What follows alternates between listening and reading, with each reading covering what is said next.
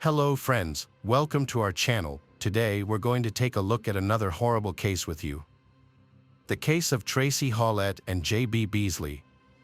J.B. Beasley, born on July 31, 1981, in Troy, Alabama, to parents Cheryl and Hilton Lanier Beasley. After her parents' separation, Beasley moved to Dothan with her mother in 1984. She was deeply loved by her mother and stepfather, Joey Begun, whom her mother married a few years later. Beasley grew up in a comfortable home in Dothan, Alabama, with her 4 sisters. She developed into a sociable young woman with a wide range of interests, including cheerleading, dance, piano, and swimming. She also worked as a model, along with her sisters, for several agencies. Despite her many pursuits, she valued time spent with friends and family.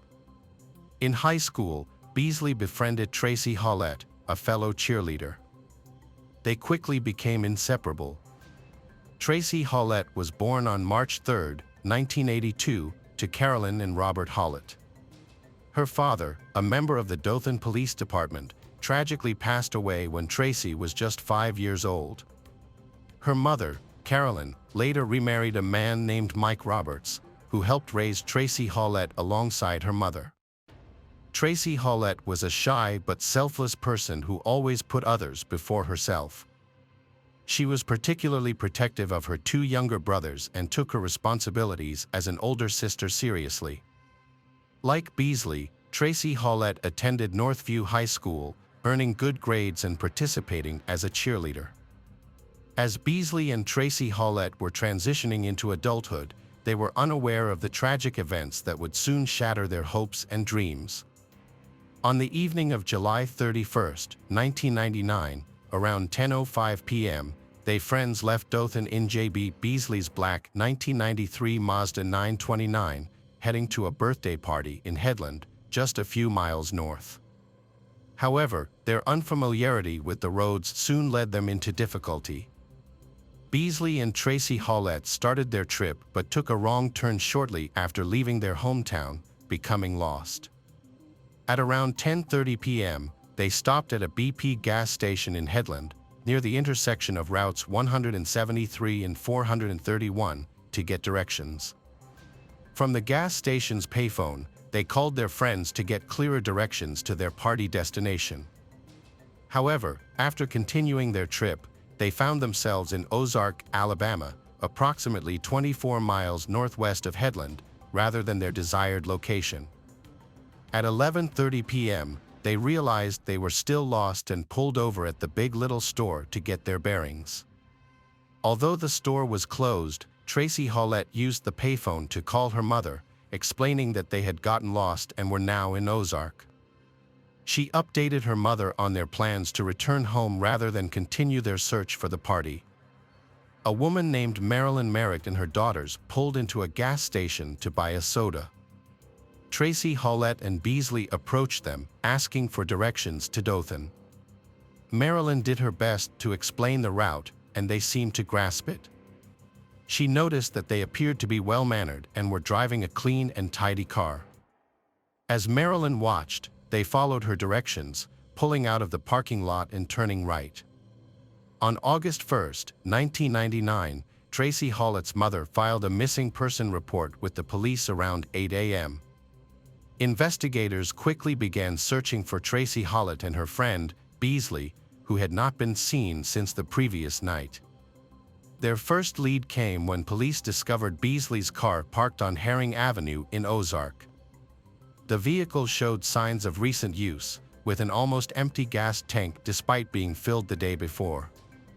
The car was also dirty and had a partially rolled down driver's side window, yet the doors were locked with no signs of forced entry.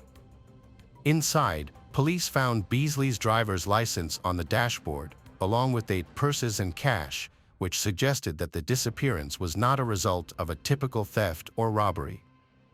The investigation into She's initially focused on finding Beasley's car keys, as they were the only reported missing item.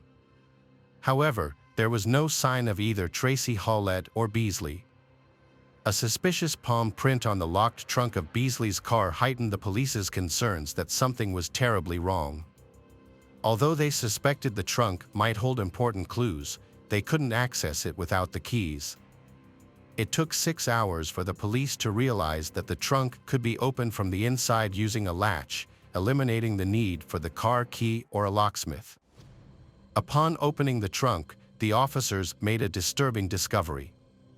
The lifeless bodies of the girls were found inside.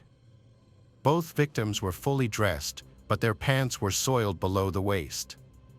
Each girl had a single gunshot wound to the head, with Tracie Hawlett shot in the temple and Beasley in the right cheek. Tracie Hawlett had suffered injuries consistent with a violent struggle, including a 9mm shell casing lodged on her leg, scratches on her arm, and thornbriars tangled in her jeans. Despite the gruesome nature of the crime, investigators believed that they were likely killed while inside the trunk of the car and that their deaths were not the result of a random attack, but rather an intentional act. As the families of the victims were notified of the tragic discovery, the authorities formally launched a homicide investigation. Initially, detectives considered robbery as a possible motive, but this theory was quickly dismissed when they found that the victims' personal belongings, including purses, jewelry, money, and credit cards, were still inside the car. Autopsies revealed that they had no alcohol or drugs in their system, and there was no evidence of sexual assault. This led investigators to rule out the possibility that the crime was motivated by sex. However, a subsequent report from the state crime lab, issued more than 2 months later, found traces of unknown semen on Tracie Hawlett's clothing and skin. The palm print found on the trunk lid remained unidentified, with no matches in the database and no suspect to compare it to. As a result, authorities had limited leads to pursue. Despite the widespread attention the double murder of the teenagers received, investigators were no closer to identifying a suspect. A month after the discovery of Beasley and Tracie Hawlett's bodies, a surprising breakthrough occurred. Johnny William Barrentine, a 28-year-old Ozark resident, visited the Ozark Police Department on September 1st and shared a remarkable account.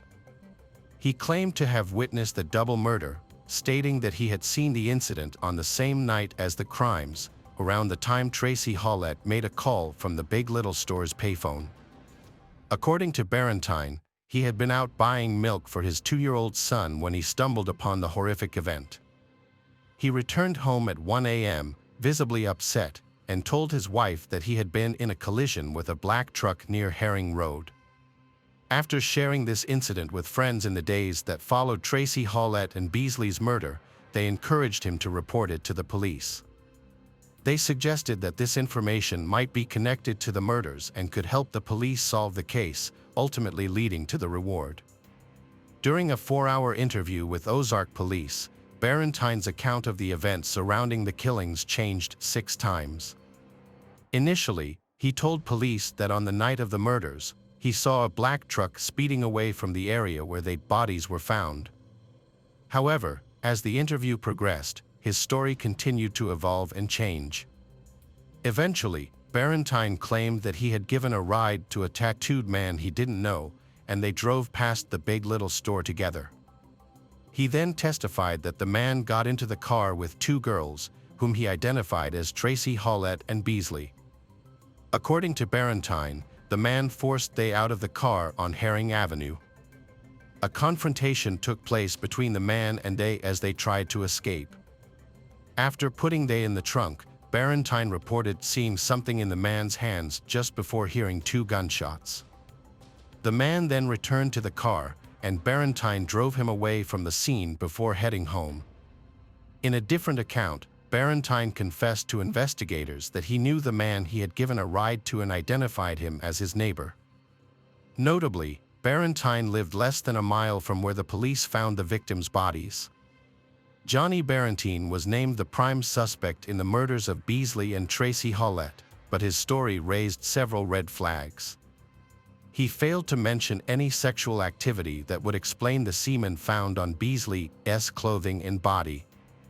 Additionally, the neighbor he implicated had a solid alibi for the time of the crime. Barrentine's appearance in his mugshot also seemed suspicious, as he looked startled and disheveled, as if he had just been awoken from a deep sleep. Despite these inconsistencies, police initially believed they had the right person. However, Barrentine soon confessed that he had fabricated his entire story to collect the reward money. Surprisingly, at the preliminary hearing on September 21, Alabama Bureau of Investigation agent Charles Huggins testified that Barrentine was able to accurately describe her clothing and other details consistent with the crime scene, which suggested that he may have had some knowledge of the events. After his arrest, Barrentine was held in the Dale County Jail in Ozark without the possibility of bail. At a bond hearing on October 18, Barrentine claimed he was not involved in the killings. He told the judge that he had not picked up a tattooed man and had not witnessed anything on the night of the murders. According to Barrentine, he had gone to the BP station around 11 p.m. to buy milk for his child and later fabricated a story to collect the reward money. The judge denied Barrentine's request for bond, and he returned to jail. Despite the challenges, Barrentine's family continued to support him. They gave interviews to the media, stating that he was innocent and incapable of harming anyone. Barrentine's lawyer, Bill Kimmons, also maintained his client's innocence, stating that the prolonged interrogation had taken a toll on him, causing him to become entangled in his own web of deceit. During police questioning, Barrentine was not informed that he was free to leave or use the bathroom at any time. His defense team highlighted that he had limited education, having only completed the 7th grade and part of the 8th grade, and was in special education classes, which suggested he lacked the capacity to plan a complex crime. He was eventually released from jail on December 17, 1999, when DNA evidence revealed that his DNA did not match the semen found on the victim's body and clothing. In January 2000, a grand jury in Dale County declined to indict Barrentine, effectively clearing him as a suspect in the double murder. The investigation suffered a setback after Barrentine's clearance, and the methods used by investigators were criticized. Questions arose about the Ozark Police Department's ability to handle the case. Despite this, the police still had several potential suspects under consideration. A Michigan man was considered a key suspect due to his proximity to the scene and suspicious behavior. He was in the area on the night of the murders and attended a party near where Beasley's car was found. Within days, he left town, raising suspicions. Investigators made 3 trips to Michigan to interview him, but he was unable to provide a solid alibi for hours on the night of the murder. Police were initially interested in 2 key leads, a person of interest whose DNA didn't match the crime scene, and a driver of a small white pickup truck captured on surveillance footage. The video showed the truck at the gas pumps at the same time the victims, Beasley and Tracie Hawlett, were nearby at the payphone. However, no record of a gas purchase existed, and the video was of poor quality, making it impossible to clearly identify the driver or determine if anyone got out of the truck. The police released a photo of the truck a month later, asking for the public's help in identifying the driver. Unfortunately, no one came forward with any information, and the lead eventually disappeared. The investigation's last lead was a man from Mississippi who had been arrested in Jones County on an outstanding warrant for possessing drug paraphernalia. He had been visiting relatives in Ozark, but departed 2 days after the murders. Investigators wanted to question him, but ultimately, he provided no significant information. Due to lack of evidence, they were forced to release him. In March 2000, a woman came forward, claiming she heard screams and 2 gunshots near Highway 123 South, just inside the city limits, on the night of the murders. She admitted she had been scared to report it earlier. Police searched the area based on her description and found a 9mm bullet, the same type used to kill they. However, the bullet's brand did not match the brand of the bullet shell casing found on Tracie's body. The unspent bullet found no useful markings for forensic comparison to other evidence, ruling out another potential lead in the case. Despite this and other dead ends over the years, investigators remained hopeful for a DNA match. As the families of Beasley and Tracie Hawlett tried to move on with their lives, the case eventually went cold. Years later, new information rekindled the investigation. In 2015, a bombshell accusation shook the case. Rena, an auxiliary police officer with the Ozark Police Department, came forward and publicly accused a fellow officer of murdering Beasley and Tracie Hawlett and implicated others in a cover-up. Rena made several disturbing allegations regarding the Ozark Police Department. She claimed that on July 31, 1999, a police officer stopped Beasley and demanded to know the location of cassette tapes containing incriminating conversations about the police department's involvement in cocaine trafficking. According to Rena, this confrontation led to the tragic murder of 2 innocent teenagers. Rena further alleged that she was threatened by multiple law enforcement officials who knew the identity of the murderer but helped cover up the crime by destroying evidence. Specifically, Rena accused 3 officers, Gary Butch Whittington, Rex Tipton, and Eddie Henderson, of harassing and intimidating her. She also implicated the former police chief, Tony Spivey, who led the original investigation, in the cover-up. However, Rena declined to reveal the name of the officer she believed was directly responsible for the murders. American journalist John B. Carroll wrote that the officer likely assumed they girls planned to use the tapes as evidence in a court case set for August 2, 1999, just over a day after their murders. Carroll also reported that Rena was brutally beaten with a baseball bat after coming forward, which prevented her from revealing the actual killer. Law enforcement officials accused by Rena denied any involvement in the murders of Beasley and Tracie Hawlett. Due to a lack of physical evidence, none of the officials were ever formally named as suspects in the case. Despite this, online allegations against them spread quickly on true crime websites and social media. As a result, Keith Coffin, Rex Tipton, Tony Spivey, Eddie Henderson, and Gary Butch Whittington from the Ozark, Alabama Police Department sued Rena Crum, John B. Carroll for defamation in 2016. The case was later dismissed in 2018. In May 2016, Rena Crum was convicted of harassing Beasley's sister over several years and received a suspended sentence and a $250 fine. Despite an extensive investigation that spanned 2 decades, including numerous interviews and DNA samples, authorities were unable to identify a suspect. It wasn't until 2019 that advances in DNA technology finally led to a breakthrough. In March 2019, investigators sent the DNA evidence found on Beasley's body in clothes to a specialized lab in Virginia called Parabon Nano. The lab used public genealogy databases to analyze the DNA and found a match, leading them to identify a suspect named Coley McCraney.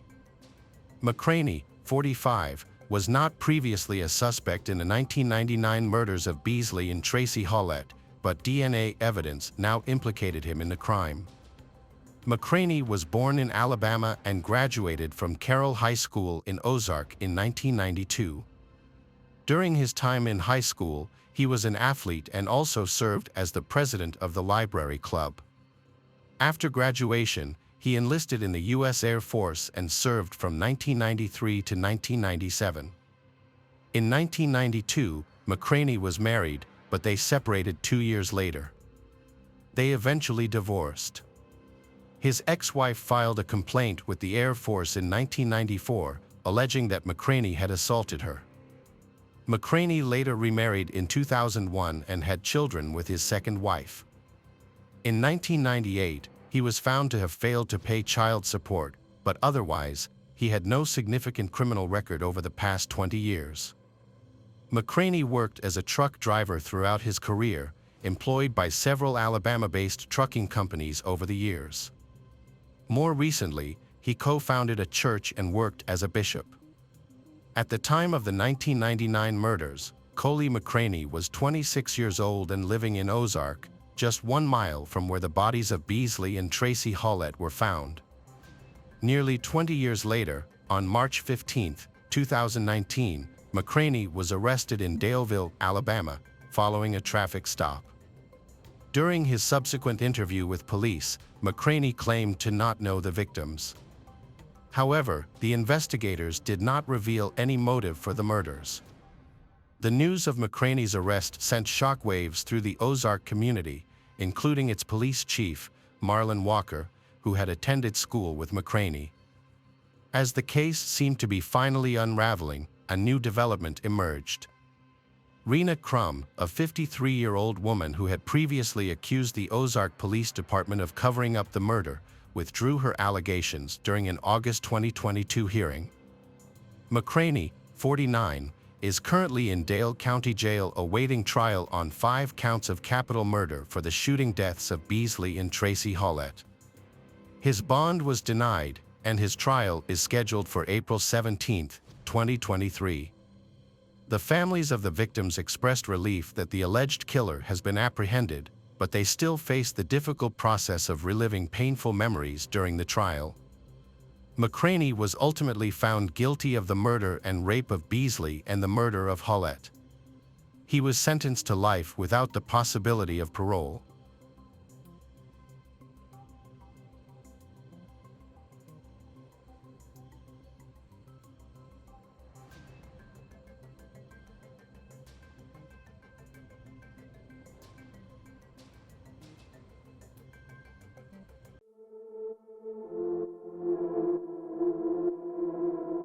Hello friends, welcome to our channel. Today we're going to take a look at another horrible case with you, the case of Debbie Lynn Randall. Debbie Lynn Randall was born on August 21, 1962, in Marietta, Georgia. She grew up in a loving family with 2 older brothers. After Debbie's birth, her parents divorced, but her dad stayed involved in their lives. Later, their mom married Roy, who became Debbie's stepfather. They lived in a small apartment near a military base in a quiet neighborhood. Debbie was a happy child who enjoyed spending time with friends, playing basketball, and collecting dolls.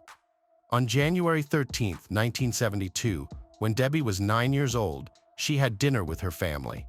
After that, her mom decided to send her to the laundromat, as she had done many times before.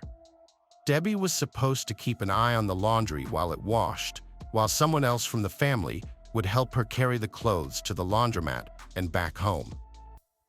The laundromat was just a few hundred yards away from their home, right across the street, so her mom wasn't too worried about anything happening to her.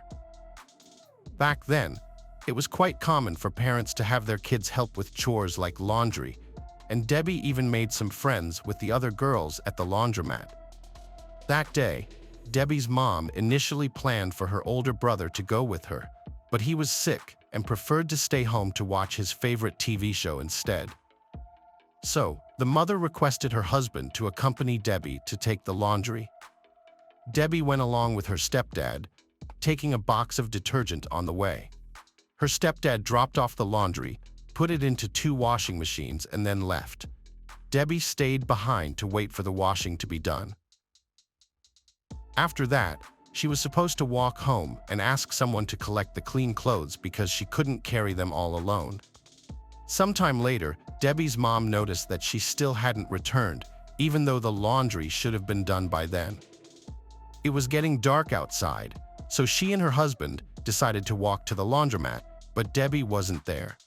The employee told them that she had left a while ago and hadn't come back since. Her mom became worried and started to walk around the nearby streets with Roy, searching for Debbie. Soon, they noticed something strange.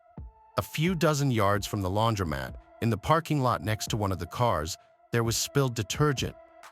Since Debbie was carrying the box of detergent, her mom immediately thought it might have belonged to her. They continued to search the parking lot and the surrounding area, but there were no other signs of Debbie. Some neighbors, who knew the family well, also joined in to help with the search, but all their efforts yielded no results, and Debbie's mom decided to contact the police. The officers examined the area of the parking lot where the detergent was spilled and noticed their first potential lid. The detergent was scattered just inches away from a parked car, and on its door, they spotted several clear fingerprints. The fresh prints were found lower than the handle, which raised suspicion. The officers believed an unknown person may have grabbed the girl at that spot and touched the car. They took the prints for analysis and started looking for the owner of the vehicle to verify if the prints were theirs. With no other leads, the police started combing the streets, trying to find new clues or witnesses. The laundromat employee mentioned that she hadn't noticed anything suspicious. Debbie had been sitting and waiting for the laundry to finish, then took her box of detergent and left the building. Most likely, she headed home to ask someone to pick up the clothes. The police soon found the first witness, whose account immediately changed the course of the investigation. 12-year-old Sandra, along with her friend, was walking to the same laundromat, helping her carry dirty clothes. Suddenly, they saw a man grabbing a girl in the middle of the street and pulling her into his car parked nearby the laundromat. The girl was screaming and trying to break free, but he slammed the door shut, got behind the wheel, and drove off. The man nearly hit Sandra and her friend, one of whom started shouting after him, but he sped away. At the time, Sandra didn't realize she had witnessed an abduction.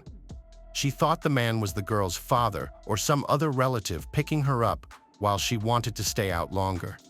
Because of this, Sandra didn't tell any adults about what happened or report it to the police. When she learned about Debbie's abduction, she provided investigators with crucial information. Based on her description, the perpetrator drove a dark pickup truck, likely a 1957 model. She described the man as young, white, with thick dark hair. He wore a white t-shirt, jeans, and black work boots. Another girl who lived in the same building as Debbie also shared her observations that evening. She was standing outside her apartment when a dark pickup truck drove past the building. At first, she thought it was her uncle behind the wheel, but when the driver stopped right in front of her and looked at the girl, she realized it wasn't him. According to her description, it was a white man with medium-length dark hair. She also provided investigators with a few more details about his appearance that she could remember. The girl mentioned that this man parked near their building, next to the same car where the spilled detergent would later be found.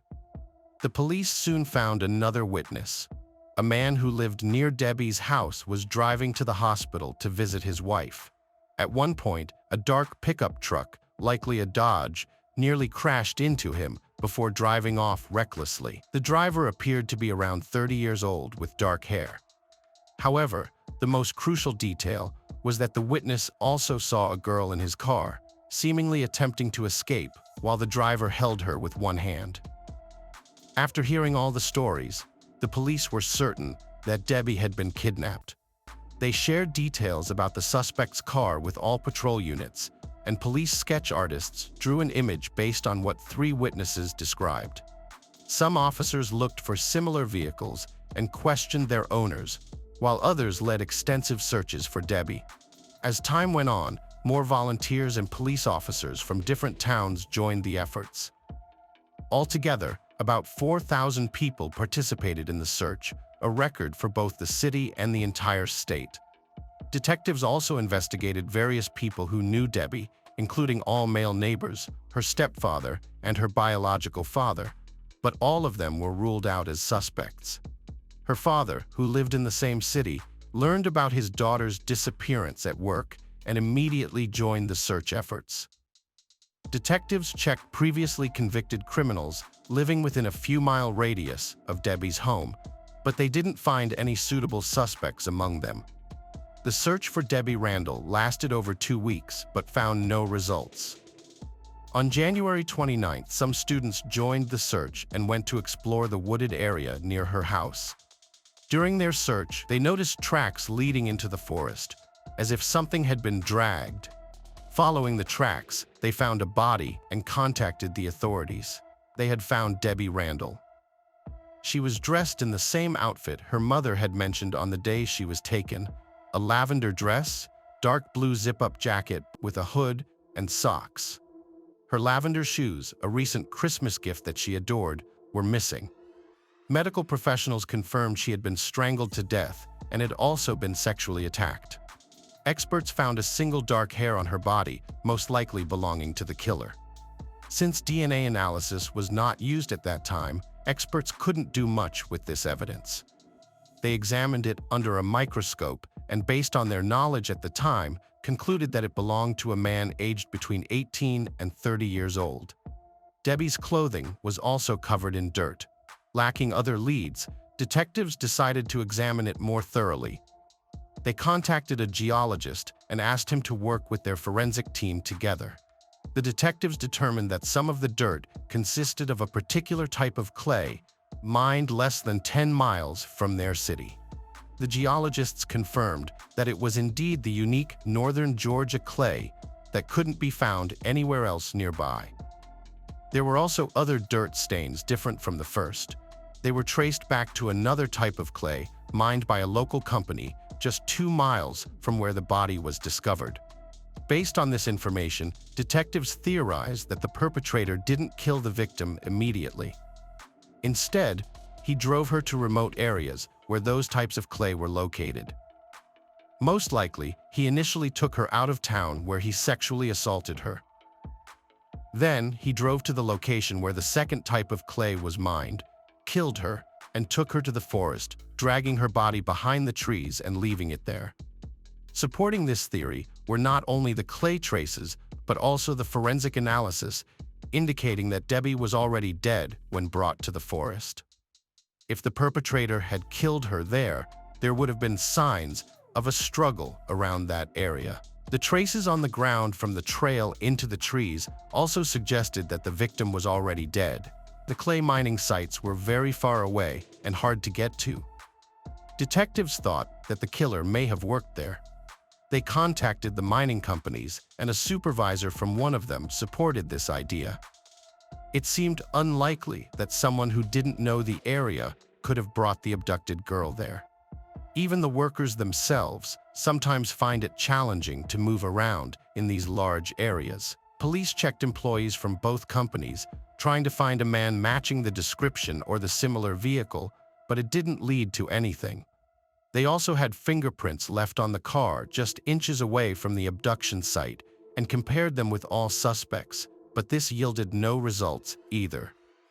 The news of Debbie's brutal murder shook the entire city, and thousands of people came to bid farewell at her funeral. The local police department continued their efforts to find the killer and bring them to justice. But they couldn't find any new leads, hitting dead ends over and over again.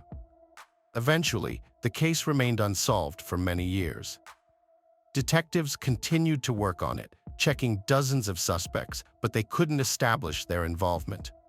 For the lead detective on the case, Morris Nix, Debbie's murder remained a priority throughout his entire career. The crime happened when he was just 19, and he had been involved in the search and investigation from day one. For many years, Nix pursued various leads, scrutinized different suspects, and eventually compiled a list of 4 men whom he considered the most likely suspects. When the FBI established a DNA database, experts were able to extract the genetic profile of the perpetrator from the hair found on Debbie's body. It was entered into the database, but no matches were found. The killer may not have been convicted of other serious crimes, or the crime happened before the collection of DNA samples. In 2015, 43 years later, the case was reopened. Detectives used modern technology to re-examine the victim's clothing, which had been stored in the evidence warehouse. They found biological material from an unknown man on it, but it had degraded over time, leading to a partial profile. In 2018, Debbie's mother shared her feelings in an interview. She expressed her long-standing hope to witness the police arresting her daughter's killer and ensuring accountability. After Debbie's tragic death, she found it unbearable to stay in the apartment filled with memories of her loss. Consequently, she relocated to a different city. Over the years, the lack of advancement in the investigation took a toll on her, causing slow devastation. Her sole wish now is to witness the resolution of this case before her time runs out. Unfortunately, that was not meant to happen. Just a few weeks after the interview, she passed away due to cancer at the age of 78, and she was laid to rest next to her daughter. Sandra, who witnessed the abduction at the age of 12, also spoke out in an interview. She said that she had never stopped blaming herself over the years. According to Sandra, she believed she could have stopped the perpetrator and prevented the abduction, even if it meant taking Debbie's place and dying. In 2019, the local police department received additional funding, enabling them to request a more detailed analysis of Debbie's clothing. This time, experts were able to extract a full DNA sample from it, but the perpetrator's DNA still wasn't in the FBI database. Debbie's father was also interviewed, and he shared that not a day had gone by over the decades when he didn't think about Debbie. He still kept a box of her old photos, hoping for only one thing: to reunite with his daughter in heaven. In 2022, shortly after the interview, he passed away. In the same year, detectives focused all their efforts on the one lead they had: DNA. They reached out to a company in Florida specializing in an innovative DNA analysis method called genetic genealogy. The police handed over all the biological samples they had collected over the years and waited. Experts created a profile of the unknown man and began searching for his relatives in public genetic databases. They needed to find people who had uploaded their DNA because family members' genetic material has similarities modern tools can detect, even distant relatives. After examining thousands of potential relatives of the killer, investigators narrowed down their search to a family living in Marietta in 2023. They asked them to provide DNA samples, and they agreed. The analysis showed that the killer was indeed their close relative. So experts looked into their family more carefully and soon identified the most likely owner of the killer's DNA sample, a man named William Rose. However, there was a problem. Rose had taken his own life in 1974, just 2 years after Debbie's murder. But detectives were determined to finally close this case, no matter what. They obtained a warrant to exhume his grave, and experts took a direct DNA sample from his remains. After 51 years since Debbie's murder, the police finally got a full match. William Rose was indeed the killer. At the time of the murder, he was only 24 years old and had never been a suspect. It turned out that his relatives lived in the same building as Debbie's family. Rose regularly visited them, so investigators believe that he might have seen the girl on multiple occasions. Perhaps that evening, he was headed to visit his relatives, but saw Debbie coming out of the laundromat and heading towards her home. Based on the testimonies of her neighbors and other witnesses, Rose pulled into the parking lot between the victim's house and the laundromat, left the engine running, got out, grabbed Debbie, and then drove north. Perhaps he immediately headed to the clay quarry, which was located in that direction. It's worth mentioning that Rose didn't have any other criminal record. Either he didn't commit anything serious besides Debbie's murder, or he simply didn't get caught at the time. When the case was solved, the only living close relative of the victim was her older brother, Melvin. He attended the press conference where they announced the discovery of the culprit and thanked everyone who had worked on his sister's case for over half a century. He also said he wished his mom could have lived to see this moment, but added that she was now in heaven with Debbie.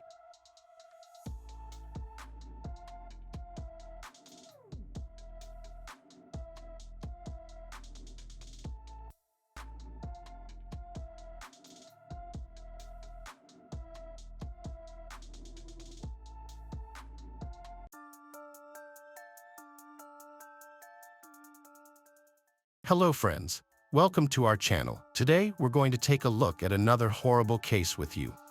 The case of Ali Kemp.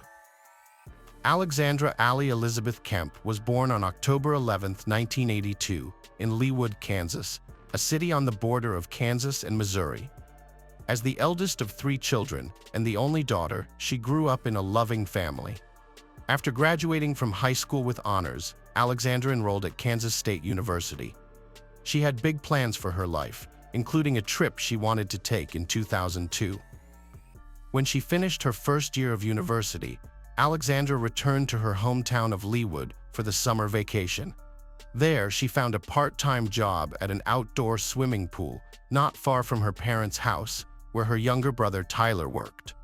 The pool was primarily used by people living in the neighborhood, so it was not a busy place. Interestingly, the pool is still in operation today.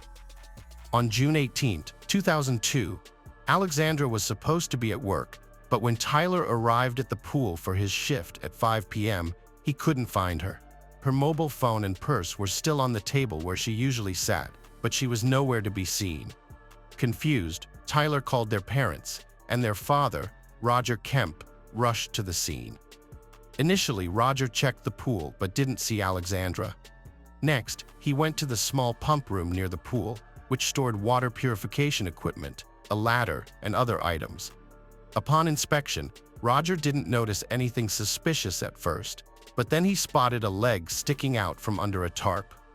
When he lifted the tarp, he found his brutally beaten daughter, Alexandra. She was naked from the waist down and had severe bruises on her face and body. Roger immediately called 911, begging Alexandra not to leave him as he spoke to the operator.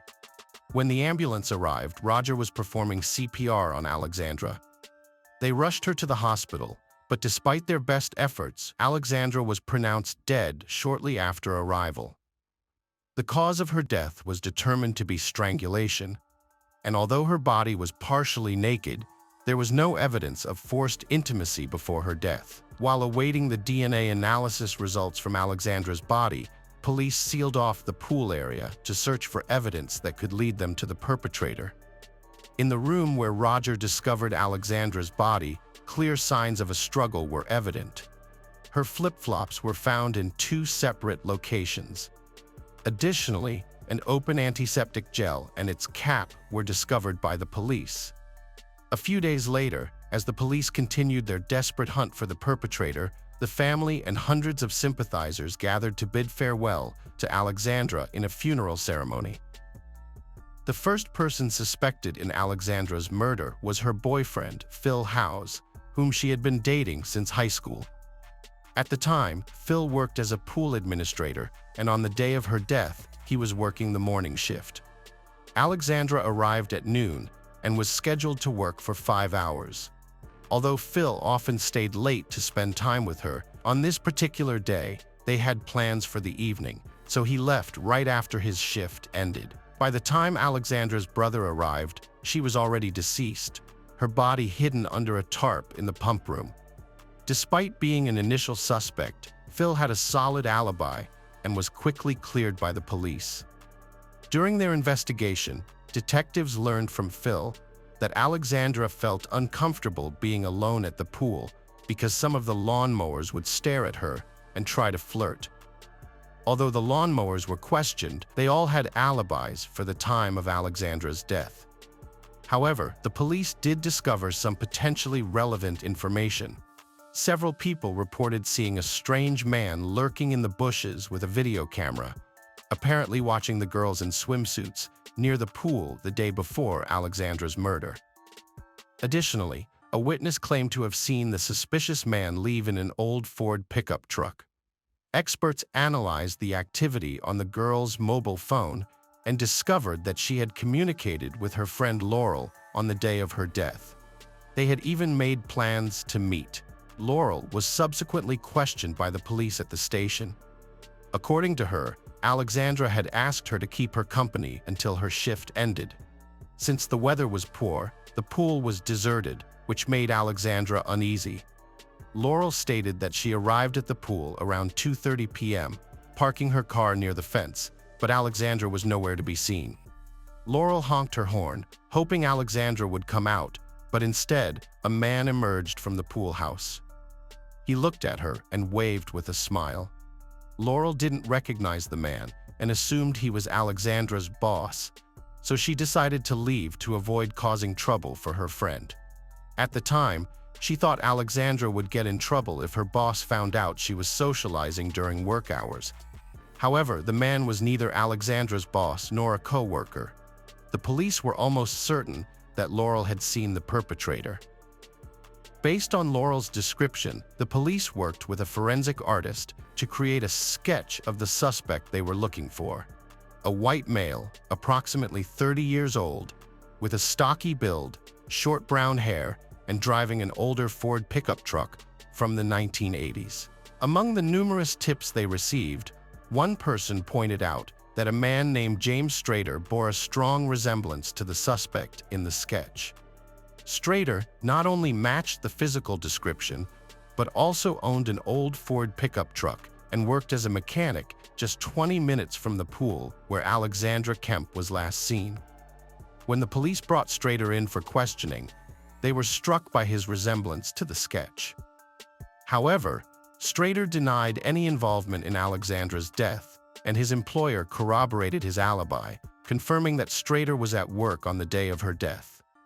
In the end, the police were forced to release Strader due to a lack of evidence.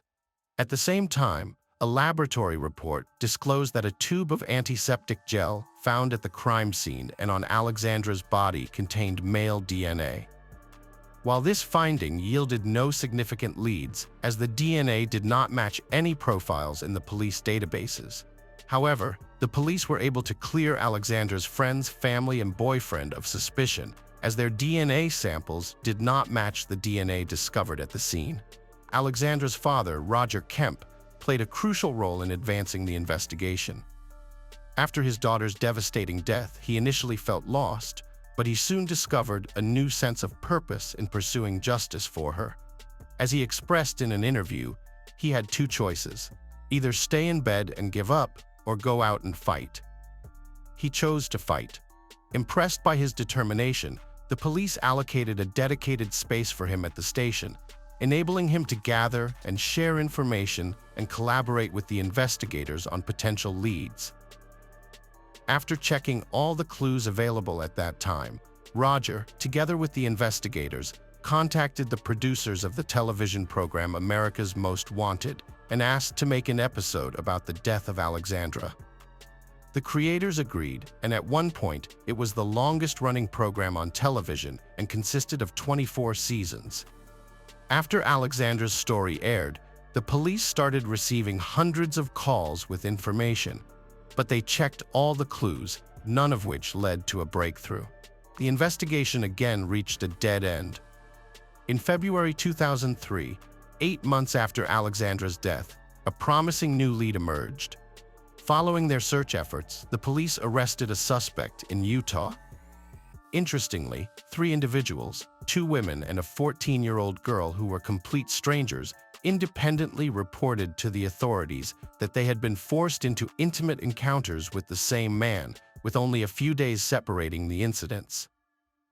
Although the suspect initially fled, he was eventually tracked down and apprehended in Utah. Upon arrest, it was discovered that the suspect was James Strader, the very individual whom the Kansas police had questioned earlier. Strader bore a remarkable resemblance to the suspect's sketch, but mysteriously, his DNA sample had not been taken at the time, possibly due to his employers convincing the police that Strader was at work on the day of the crime and had not left the premises. Now, it seemed as though the Alexandra Kemp case was on the verge of being solved, but Strader once again denied any involvement in her death.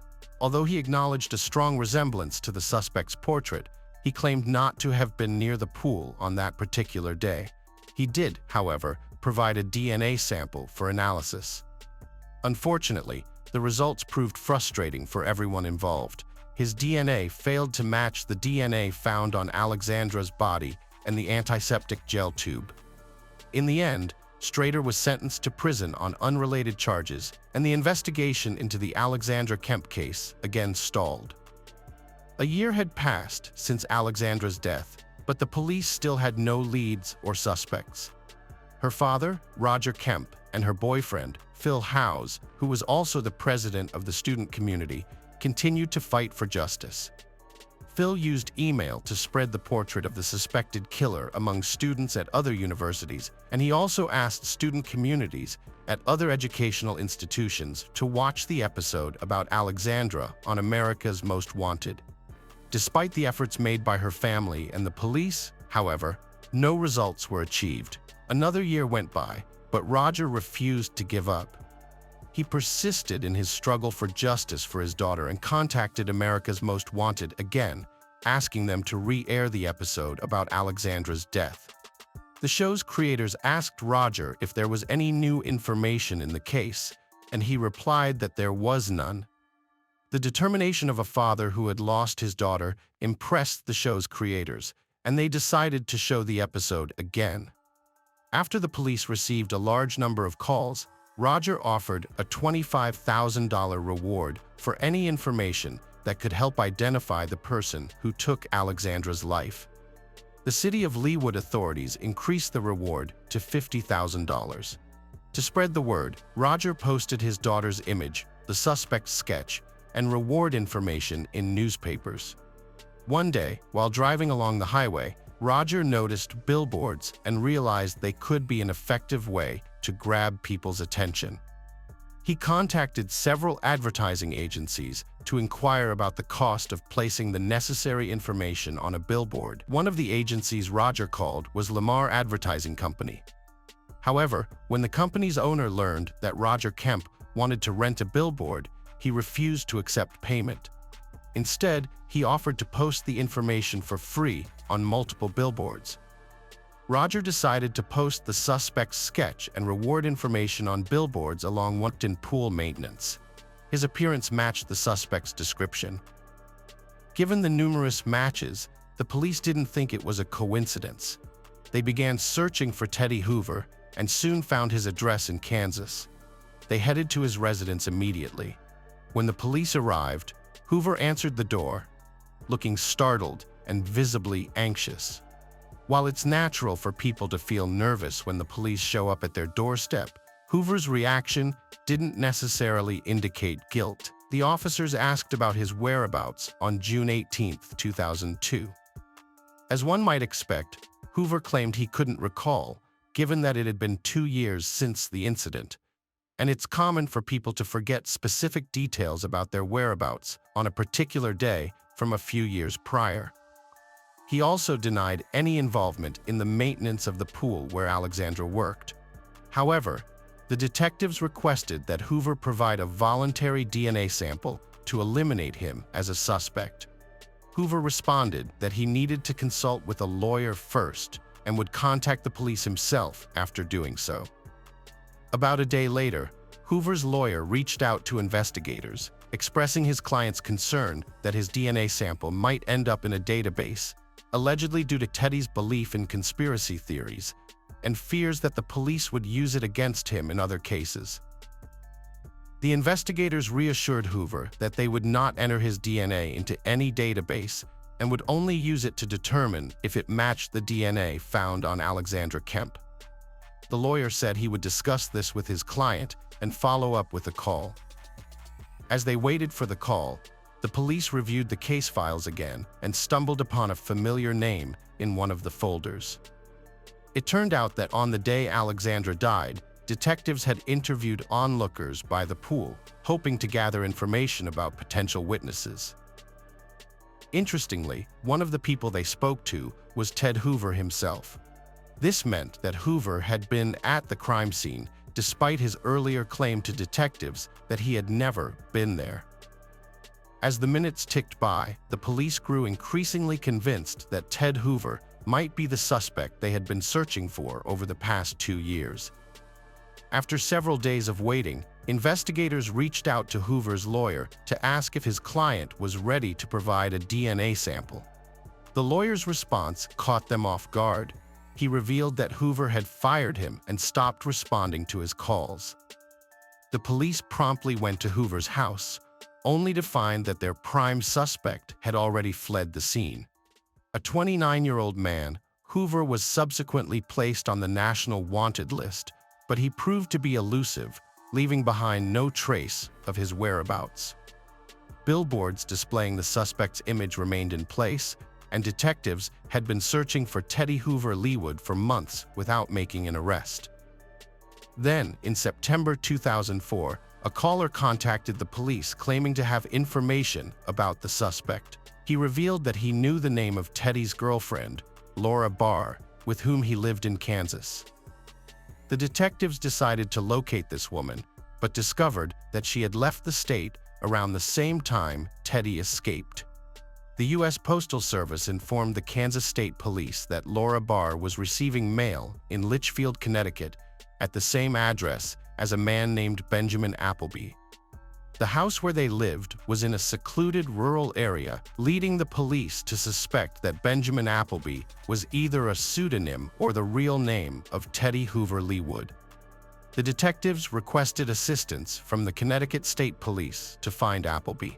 It was revealed that in 1997, the man had a run-in with the law in Connecticut, resulting in a warrant for his arrest. He had exposed himself in front of a schoolgirl, but Benjamin Appleby fled the state, evading capture by the police. Now, with an arrest warrant in hand, detectives headed to the address where Benjamin Appleby received his mail. Upon arrival, they found Appleby at home and promptly arrested him, as the Kansas detective suspected that Appleby and Teddy Hoover were one and the same person. It was a familiar scenario for Appleby, who had previously fled Connecticut in 1997 after getting into trouble with the law, adopting the pseudonym Teddy Hoover to avoid detection. However, when Kansas detectives sought a DNA sample to investigate his possible involvement in Alexandra Kemp's death, Appleby returned to Connecticut, reverting to his real name and attempting to keep a low profile, hoping that his past misdeeds had been forgotten. Appleby refused to be extradited to Kansas, so the Leawood detectives traveled to Connecticut to investigate. Anticipating Appleby's claim of innocence, the detectives devised a plan to deceive him. Before bringing him into the interrogation room, they set the stage by hanging crime scene photos, as well as pictures of Alexandra and Appleby, and placing folders with his name on the table. The police orchestrated the scene to give Appleby the impression that the investigation had a thorough understanding of his activities. When Appleby entered the interrogation room, he was unable to speak. One of the detectives asked him, "What do you think will happen when we obtain a sample of your DNA?" Moments later, Appleby broke down in tears and confessed that he was responsible for Alexandra's death. He recounted the events of that overcast June day. Appleby had seen Alexandra and found her attractive, so he decided to approach her. When she entered the pump room, he followed her, locking the door behind her to trap her inside. When Appleby touched Alexandra, she fought back, feeling humiliated. Enraged, he started beating and strangling her. Alexandra lost consciousness, and Appleby attempted to fulfill his lust, partially undressing her. He took a tube of antiseptic gel from the first aid kit, intending to use it as a lubricant. However, Alexandra's friend, who was waiting in the car behind the fence and honking the horn, interrupted his plan. Fearing being caught, Appleby covered the body and fled the room. When he saw Alexandra's friend, he smiled and waved at her, attempting to conceal his true actions. Next, Benjamin Appleby drove away in his pickup truck. A few hours later, he returned to the scene of the crime, where a crowd had gathered by the pool. The DNA analysis was conclusive. The DNA found on the tube with gel and on Alexandra's body matched Appleby's. After more than 2 years, and largely due to Roger Kemp's efforts, the police had finally identified the man responsible for taking Alexandra's life. Appleby informed investigators that he was willing to accept full responsibility and plead guilty in order to bring a swift resolution to the case and spare Alexandra's family from having to endure further emotional distress. However, during the initial court hearing, he reversed his stance, proclaiming his innocence and attributing his earlier confession to coercion. Notwithstanding, disputing the DNA analysis serves no purpose, given that only one DNA sample was found on the victim's body, and that sample belonged to Benjamin Appleby. Benjamin Appleby's lawyers argued that their client didn't intend to kill Alexandra Kemp. Although Appleby admitted to taking her life, he denied doing so intentionally. However, forensic experts pointed out that he strangled the girl for about 10 minutes, during which time he could have stopped but chose not to.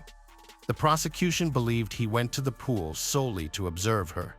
On June 18, 2002, the cloudy weather and empty pool worked to his advantage.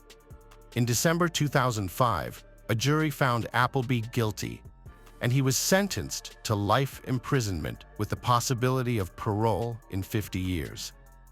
He received an additional 19 years for attempting to force intimacy with Alexandra in 2019. Appleby appealed the court's decision, but the life sentence for first-degree murder remained in place. The appeals court ruled that the attempt to force intimacy was already considered during the initial sentencing, so Appleby was essentially sentenced twice for the same act. As a result, the second conviction was overturned. Even if Appleby is released on parole, he will be 81 years old at that time. The authorities credited Roger Kemp's perseverance for leading to the capture of the criminal. Following Appleby's arrest, Roger and his wife established a self-defense program for girls, which ultimately taught tens of thousands of girls and women across the country basic self-defense techniques.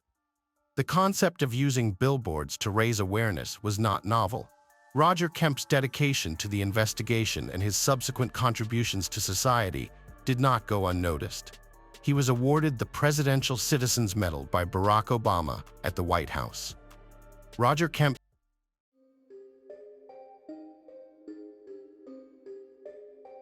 Hello friends, welcome to our channel. Today we're going to take a look at another horrible case with you. The case of Jennifer Dulos. Jennifer Dulos was born on September 27, 1968, in New York City.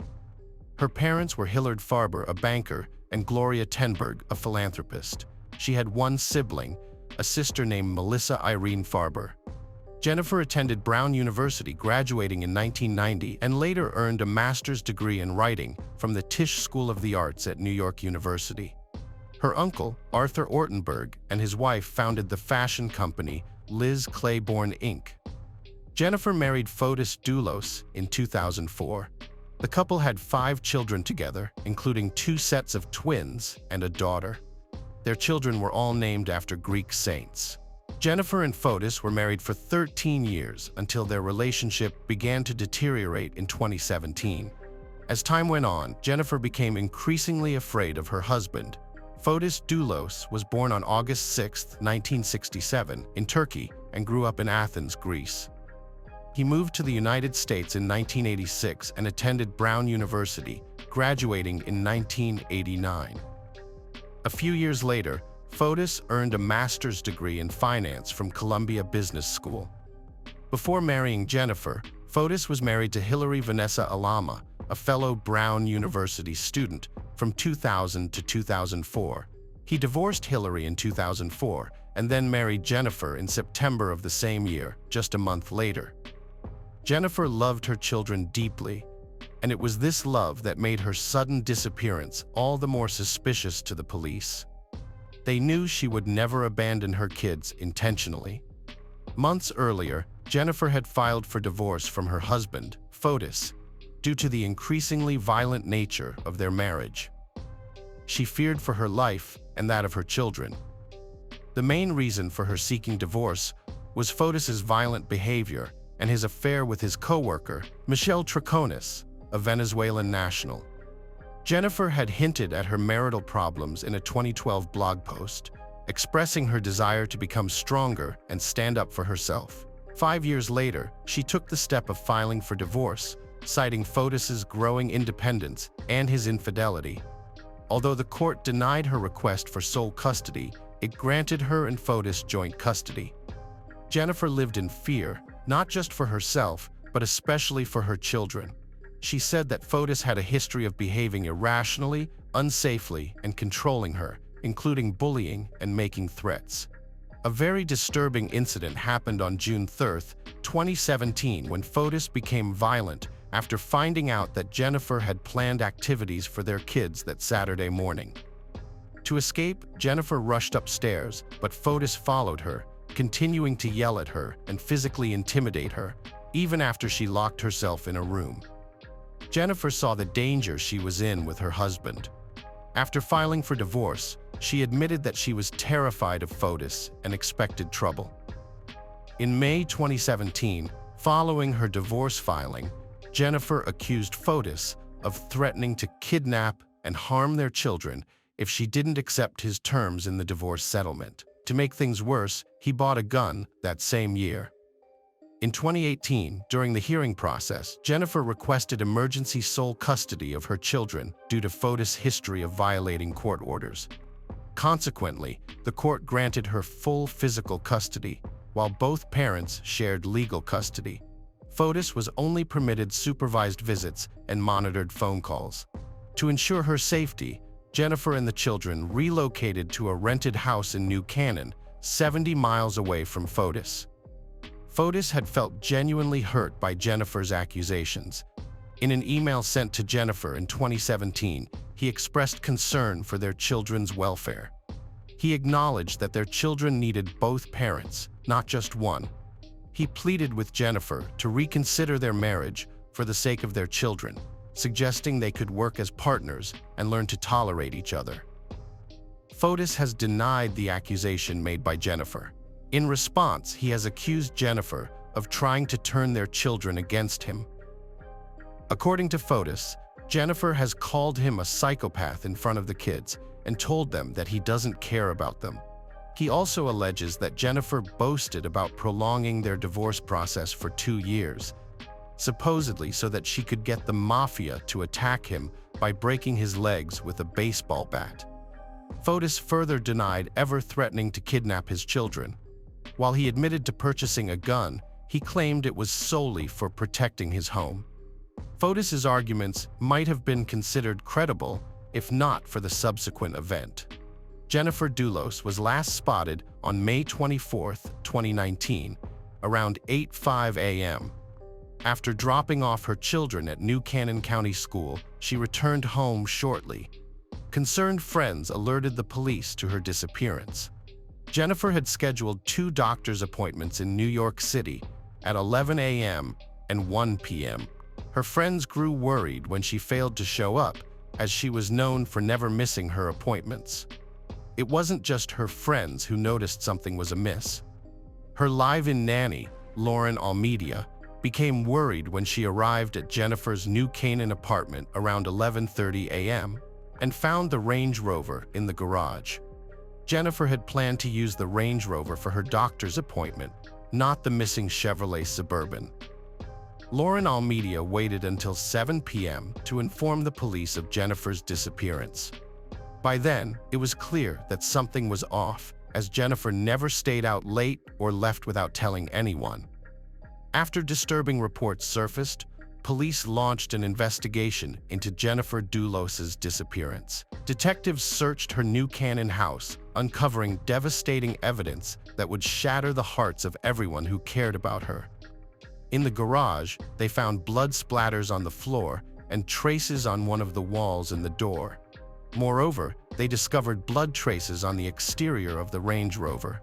Inside the house, blood splatters were only found in the kitchen, and DNA analysis revealed a mixture of Jennifer's and her husband, Fotis Dulos' blood. Further investigation revealed that Fotis Dulos had been at Jennifer's apartment on the day she went missing. According to the police, Fotis arrived at Jennifer's home on a bike, as the tire tracks around the house were too small to belong to a car. He allegedly lay in wait for his wife until she returned from dropping their kids off at school, then shot her in cold blood. Afterwards, he attempted to clean up the crime scene and dispose of the evidence. At around 10:25 a.m., Jennifer's neighbor's CCTV footage showed a Chevrolet Suburban leaving her home, with police believing Fotis Dulos was behind the wheel. They suspected that after killing Jennifer, he hid her body and other evidence, including cleaning supplies, in the vehicle. The car was later abandoned about 3 miles from New Canaan, leading police to think Fotis was a ruthless killer due to his questionable behavior that day. Later, at approximately 7:30 p.m., footage captured Fotis Dulos and his girlfriend Michelle Troconis dumping trash in multiple bins along Avon Avenue in Hartford.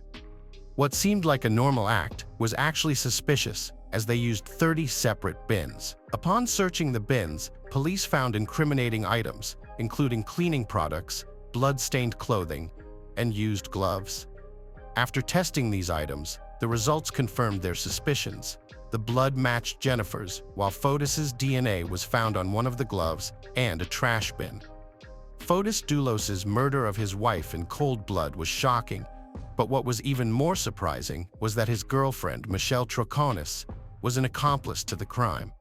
Originally from Venezuela, Troconis was a multifaceted person, a mother, an avid horse rider, and a former ESPN reporter in South America. However, no one would have ever suspected her of being a cold-blooded criminal.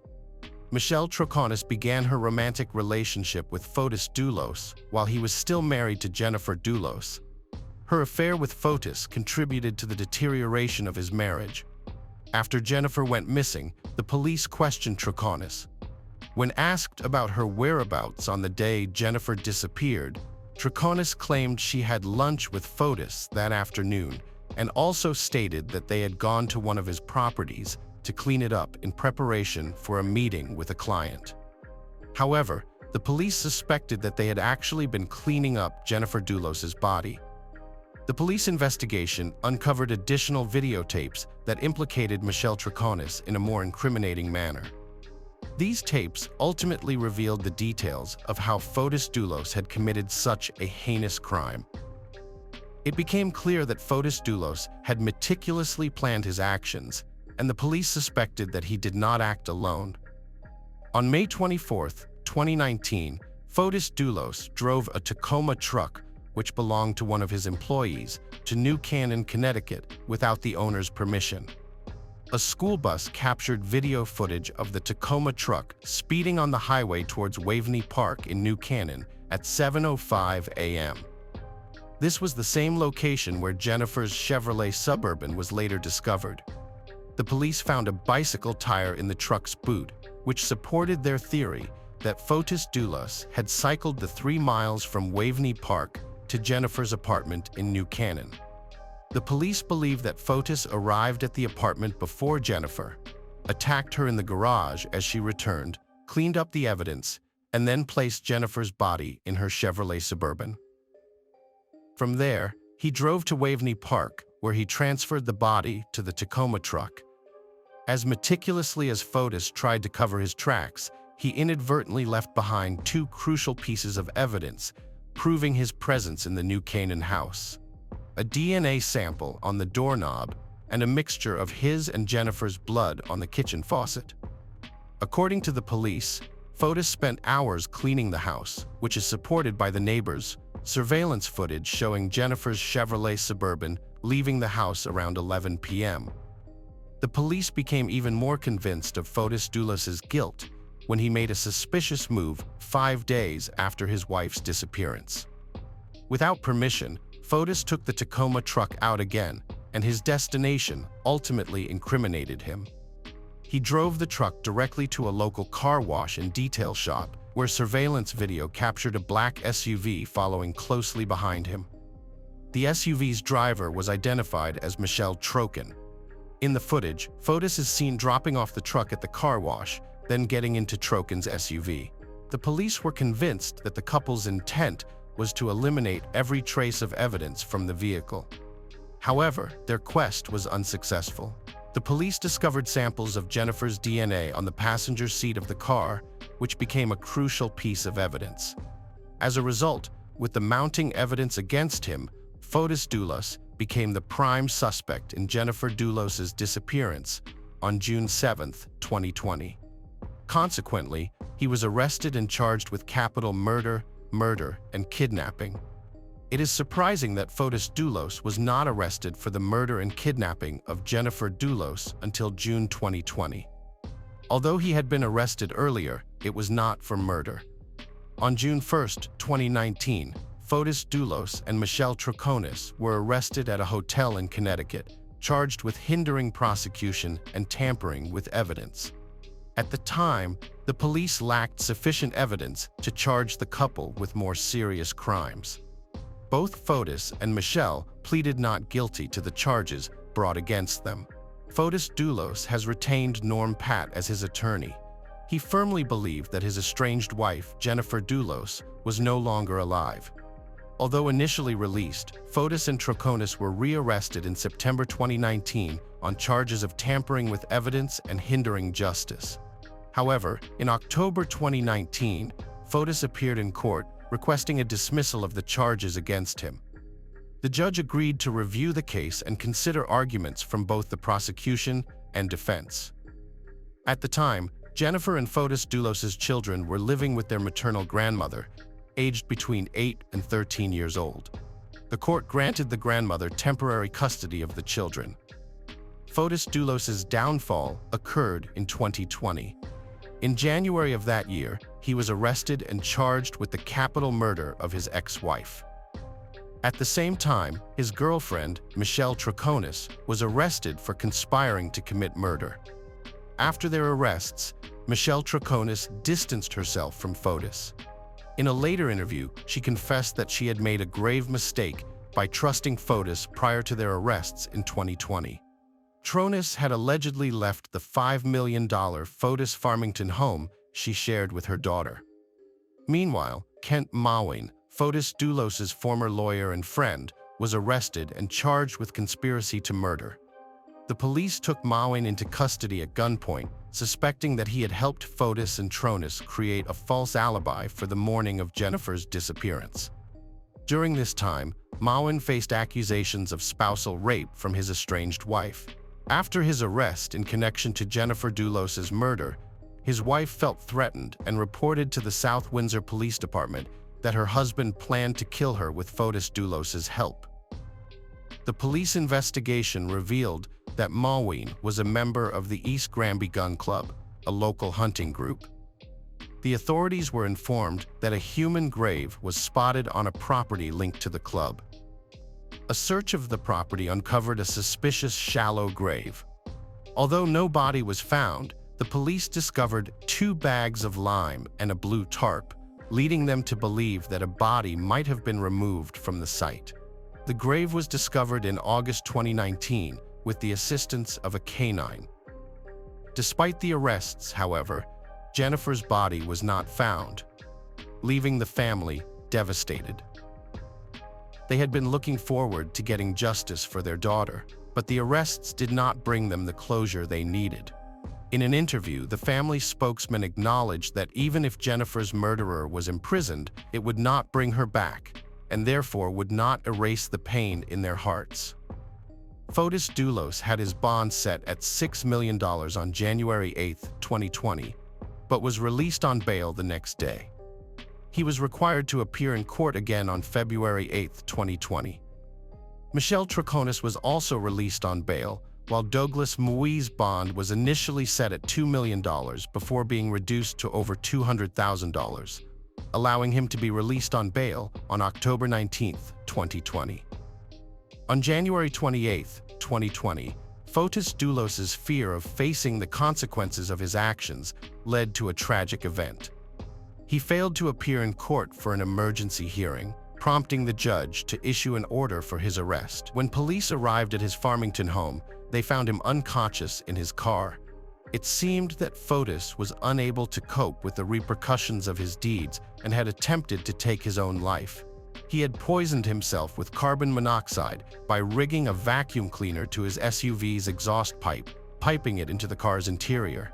The police managed to revive him, restoring a faint pulse through CPR. Fotis was rushed to Yukon Medical Center by ambulance and later transferred to Jacobi Medical Center in the Bronx for hyperbaric oxygen therapy.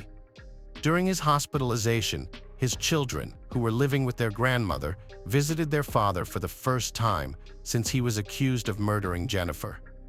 The police discovered a suicide note in Fotis's car in which he claimed he was not willing to spend even an hour in jail for something he insisted he knew nothing about. On Jan 30, 2020, Jacobi Medical Center confirmed Fotis's death. His girlfriend Anna Curry was with him the day before, but they drove to court separately. When Fotis missed his hearing, Curry was terrified and told his attorney, who tracked Fotis's GPS to his home. Curry suspected foul play and told the attorney to call 911. Murder charges against Fotis Dulos were dropped March 3, 2020, due to his death, but prosecutors have a year to refile if new evidence emerges. Dulos's attorney, Norm Pattis, claims someone framed his client, planting evidence on his porch, and wants to clear his name. Michelle Troconis, accused of conspiring to murder Jennifer Dulos, was on house arrest with no significant progress. Her lawyer confirmed the case was stalled, but she had a court date set for August 6, 2020, still pleading not guilty. Michelle Troconis slammed people who judged her without knowing her. She admitted people can be misjudged, but couldn't say if Fotis Dulos was capable of murder. However, she knew trusting him was a waste of time. In August 2021, police investigations led them to a Farmington house on Mountain Spring Road, which had a connection to Jennifer Dulos's husband. They decided to search the house to pursue old leads. To aid in the search, the police brought in Bob Perry, an expert in locating unmarked grave sites. They also deployed a septic tank and an excavator to maximize their chances of finding evidence. Despite their efforts, the police have yet to reveal any information about discovering Jennifer Dulos's body. Connecticut's 2021 domestic violence bill was inspired by Jennifer Dulos's story and named after her and Jennifer Magnano, another victim of domestic violence. The bill received near-unanimous Senate support and was signed into law by Governor Ned Lamont on June 28, 2021. Jennifer Dulos's family still mourns her loss. They miss her dearly, saying her bright personality affected even those who never met her.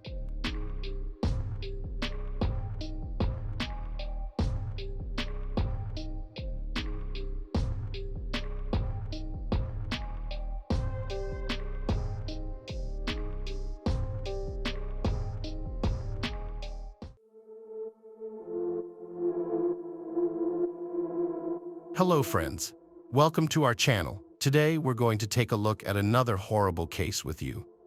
The case of Rebecca Gould. Rebecca Gould was born on April 28, 1982. She became a victim of a terrible crime. Rebecca grew up in a family that went through a painful divorce, leaving her and her 3 sisters under their mother's care.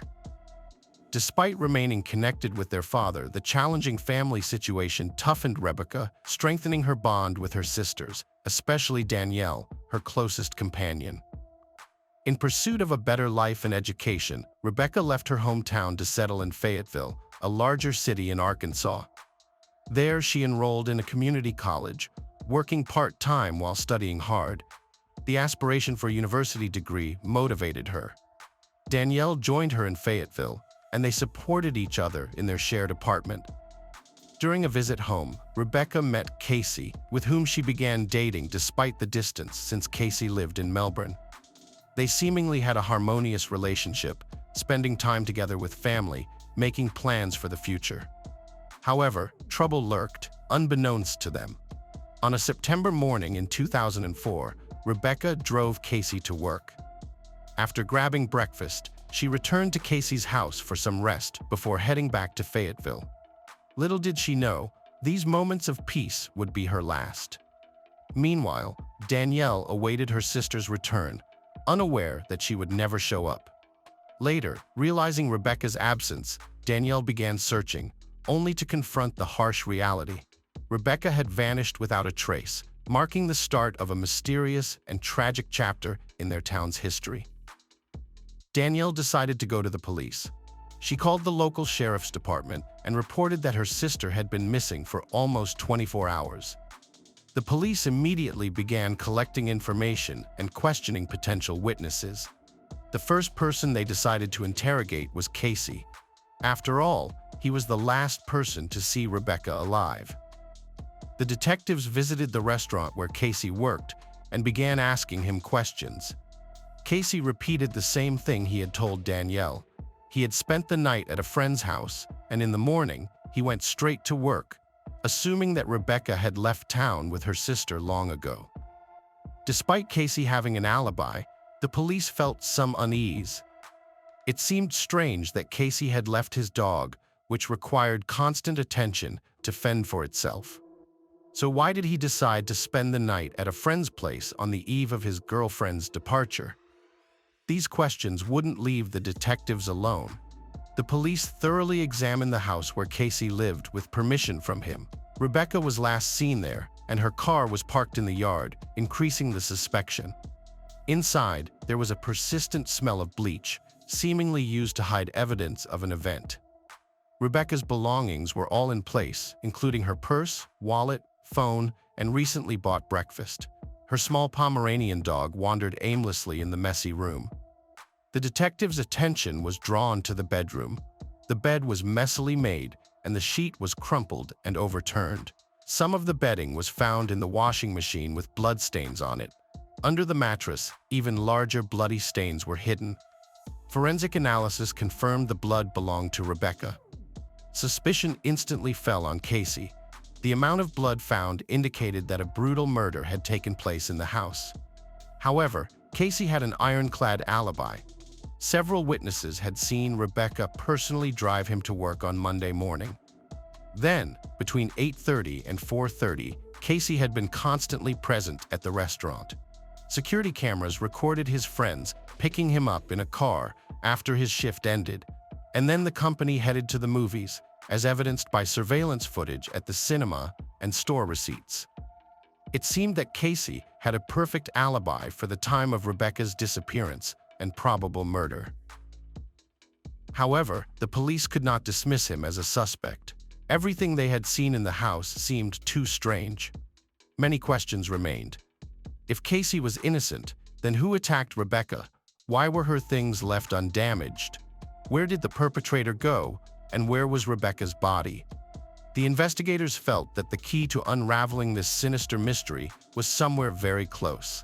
They didn't yet realize that the answers to all the questions would turn out to be far more terrible than they could have imagined, and Melbourne would soon shudder at the news of one of the bloodiest and most mysterious murders in the town's history. A week had passed since Rebecca Gould's disappearance, and the police were still struggling to make progress in the case. Every new lead seemed to end in a dead end. However, on a gloomy September 27th, shocking news arrived. A passerby discovered the body of a young girl, brutally mutilated and discarded in a shallow ravine outside Melbourne. The police promptly responded to the scene, conducting a thorough investigation for clues and evidence. Despite the severe condition of the body, it was relatively easy to identify the victim as Rebecca Gould. She was found wearing the same clothes she wore when last seen alive. An autopsy revealed that she had died around 7 days prior, on September 20th, the same day she dropped off Casey at work before disappearing. The coroner discovered severe injuries on Rebecca's body, including bruises, a broken nose, and a fractured skull. Of particular note were 2 wounds on her head from powerful blows with a blunt object, which were likely fatal. These injuries matched the shape of a missing piano leg from Casey's house, leading the police to suspect it was used as the murder weapon. However, the leg itself could not be found nearby. Other details from the autopsy also indicated the shocking brutality of the crime. Just when it seemed that the case would remain unsolved, an unexpected development brought hope. A man who had listened to a podcast about Rebecca's death came forward with valuable information. The anonymous witness called the police to report a confession he had heard, which could potentially solve the mystery of Rebecca's death. According to the man, several years ago, he had worked together with Casey, the victim's boyfriend. Once, after a few drinks, Casey had allegedly blurted out that it was he who killed Rebecca. The witness did not immediately believe the seriousness of these words, attributing them to drunken fantasies. But later, having learned the details of the case from the podcast, the man decided that he could not remain silent. The detectives working on the case initially treated this statement with skepticism. Firstly, many years had passed, and memories could have faded or become distorted. Secondly, at the time of the alleged confession, he and Casey were under the influence of alcohol. But what was most alarming was that during all this time, the witness had never mentioned this conversation, and had not contacted law enforcement. Why did he decide to speak up only now? Moreover, the witness and Casey's relationship was not friendly. Casey had started an affair with his former co-worker's wife. The witness might have confessed to seek revenge, slander his rival, and cause legal trouble. Alternatively, alcohol might have made Casey reveal too much. Investigators considered both possibilities as potentially true. Despite all the doubts, the police could not simply dismiss this testimony. The accusations were too serious. This is the opportunity to finally unravel the tangle of mysteries surrounding Rebecca Gould's death. So the detectives took up the old case again, hoping to find at least some clues that would confirm or refute the words of the unexpected witness. After over a month of thorough work, the investigators revisited Rebecca's relatives, friends, and neighbors, along with her boyfriend. They carefully reviewed the statements, gathered testimonies, and verified alibis. Despite their efforts, they kept circling back to the initial point. The evidence against Casey was insufficient, and his alibi for the day of the crime appeared solid. However, seasoned detectives had a hunch that the answer was within reach. They sensed that a crucial piece was missing to solve the puzzle and bring closure to this tragedy. All that was left was to locate it. Afterwards, the investigators chose to shift their focus. They started to meticulously examine everyone who had interacted with Rebecca and Casey around the time of the murder. They paid special attention to details about William Miller's visit, Casey's cousin, who had briefly visited town right before Rebecca went missing. Initially, during the investigation, William was not a significant figure, and the investigators had already interviewed him. He had mentioned casually passing by Casey's house, where he saw Casey and stopped to greet him. There was nothing unusual or suspicious about the encounter. Detectives are now reconstructing events minute by minute, and William's role is starting to become clearer. This is mainly because shortly after Rebecca's murder, he left the United States and moved all the way to the Philippines. This sudden distance from family and familiar surroundings seemed quite odd. Unfortunately, William's location in the Philippines made it impossible to question him.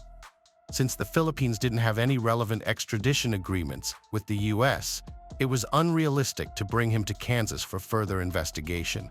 The only hope now is that William will decide to return to the U.S. on his own and come into the view of law enforcement. During the search for Casey's missing relative, journalists investigating the Rebecca Gould case established a social media group to exchange insights on the ongoing inquiry. The group welcomed individuals willing to contribute their recollections, theories, or conjectures concerning the crime. To everyone's surprise, William Miller himself joined the group. He actively engaged by commenting on posts and divulging undisclosed details, showcasing an impressive familiarity with the location where the body was discovered. William also proposed his own theories about the perpetrator's identity, adamantly asserting the innocence of Casey and implicating the neighbors instead. Such conduct naturally raised suspicions.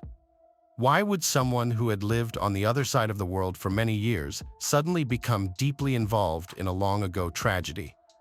William's knowledge of the investigation was incredibly detailed. Eventually, a female geologist in the group discovered a family connection between William and Casey. This revelation shocked the community and made them see the mysterious Filipino man in a new light. The police were notified about the suspicious visitor once again. Investigators realized that William Miller might be more involved in the story than initially thought. The challenge was that the suspect was far away, thousands of miles from the crime scene. All they could do was hope for a miracle or a remarkable coincidence, and that miracle occurred in October 2020, 16 years after Rebecca Gould's murder. William Miller returned to the United States, flying to Kansas to visit his mother, who had recently moved there.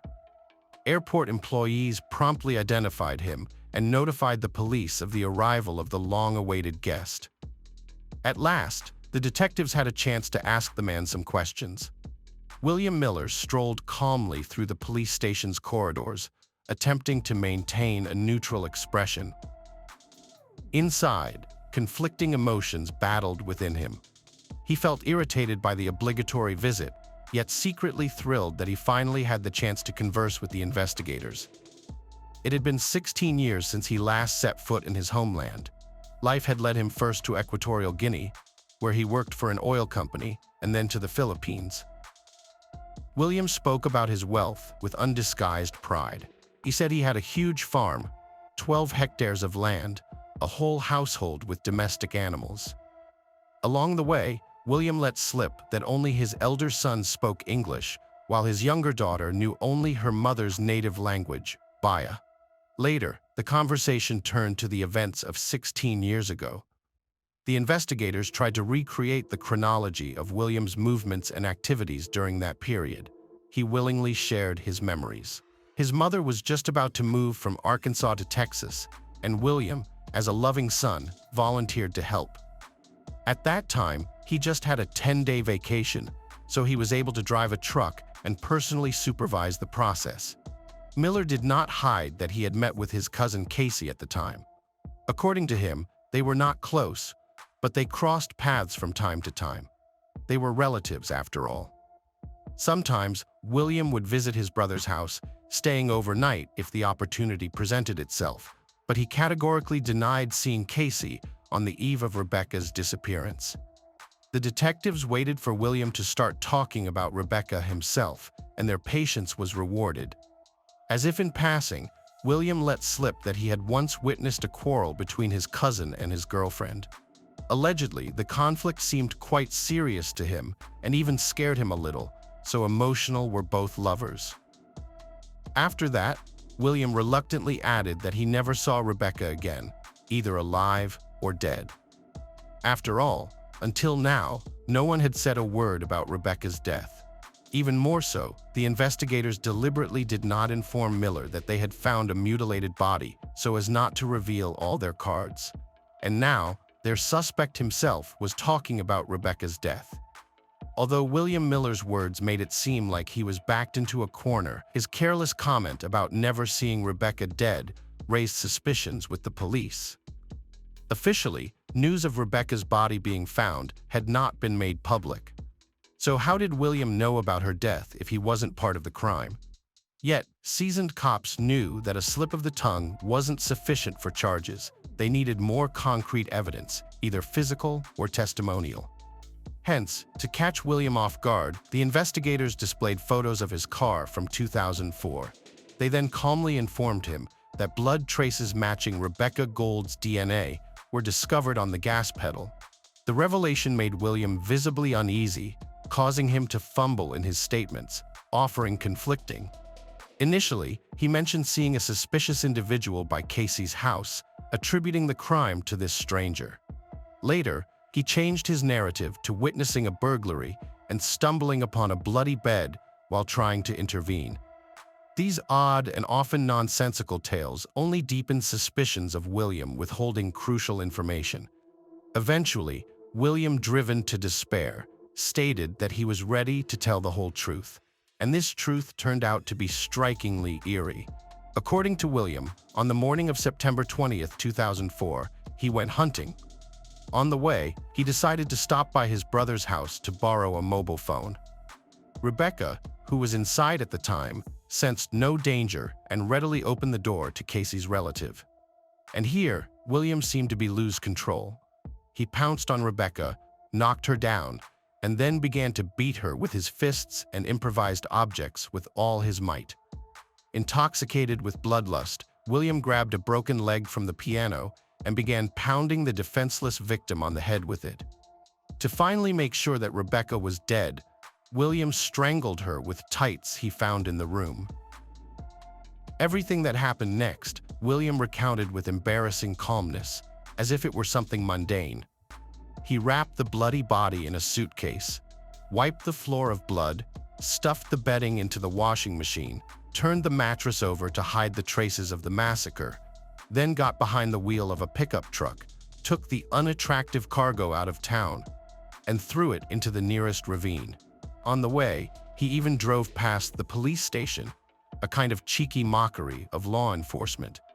Having gotten rid of the body, he returned home, threw away the suitcase and the murder weapon, and continued to live as if nothing had happened. The investigators were shocked by the chilling confession they heard. They struggled to hide their disgust as they wondered why a seemingly respectable family man would commit such a terrible crime. William insisted that he had no plans to harm Rebecca and that there was no romantic or sexual involvement between them. He denied robbing her and claimed he had no personal issues with her. He explained that his actions were a sudden outburst of rage triggered by Rebecca's perceived vulnerability. According to him, Rebecca had not provoked him in any way. She was simply in the wrong place at the wrong time. The investigators were taken aback by these revelations. They realized they were not dealing with just a suspect, but a true psychopath, a calculated killer who had been waiting for the right moment for 16 years.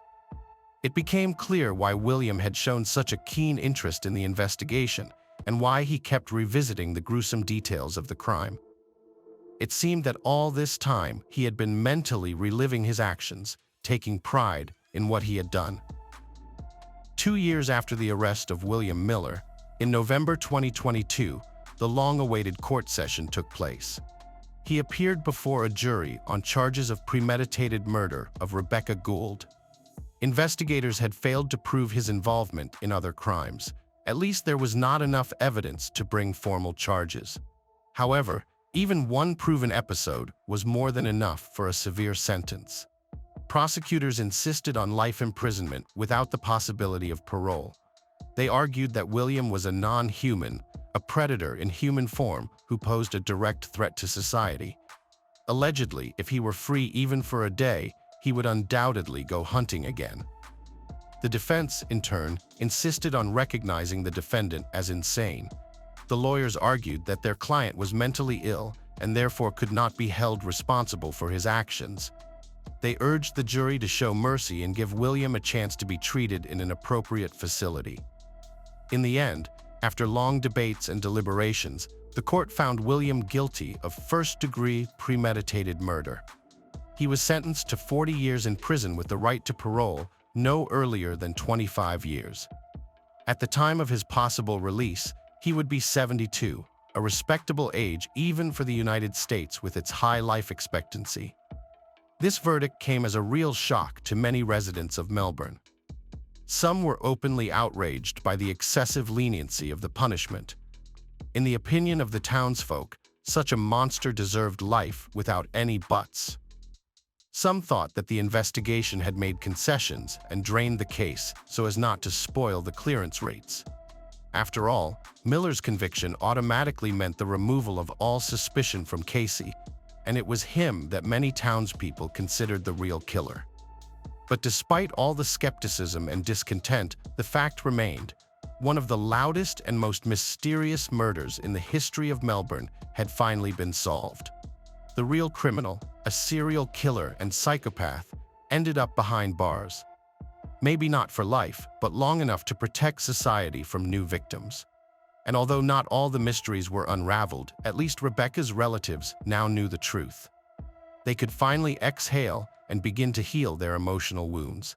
No less questions remained about Miller's other potential victims. Despite his confessions and promises to point to the graves, the case never reached real exhumation. No remains, no new evidence, at least officially. Does this mean that the maniac lied to gain the dubious fame of a legendary serial killer?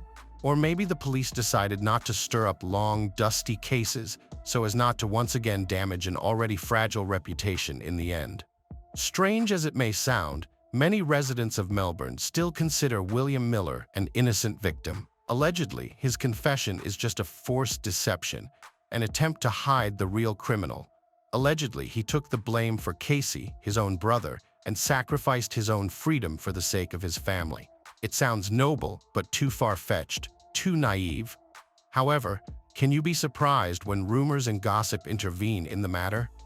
Miller's sentence, though not ideal, was at least an attempt to put an end to this grim story. It proved that even the most cunning and agile criminals sooner or later get their just desserts.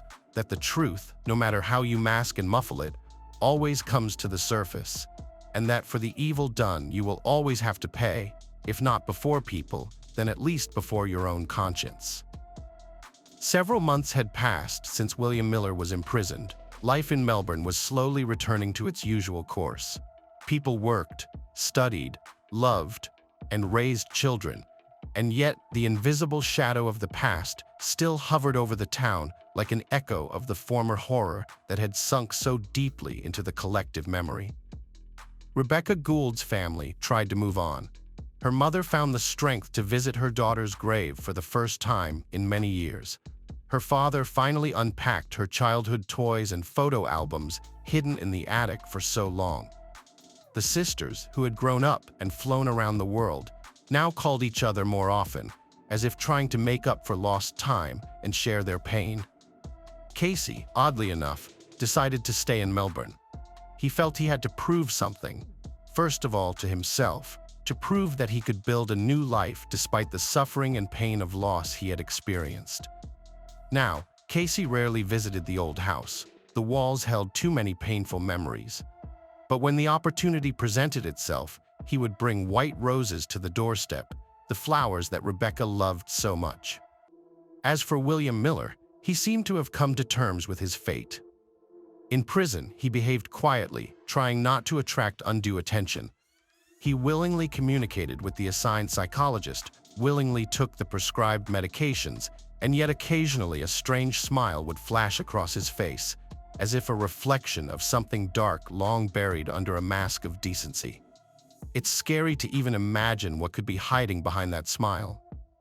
This story, despite its tragedy, became another proof of the inevitability of justice. It may sometimes seem that evil is triumphant and criminals get away with it, but in reality, this is not the case. Sooner or later, retribution will overtake everyone who has crossed the line of humanity, and then there will be no turning back, only bitterness, loneliness, and the burden of guilt that will have to be carried until the end. I want to believe that the story of Rebecca Gould will serve as a warning to all of us, a reminder of how important it is to cherish each other, to value every moment lived next to loved ones, and most importantly, to always remain human no matter what happens and what trials fall to our lot.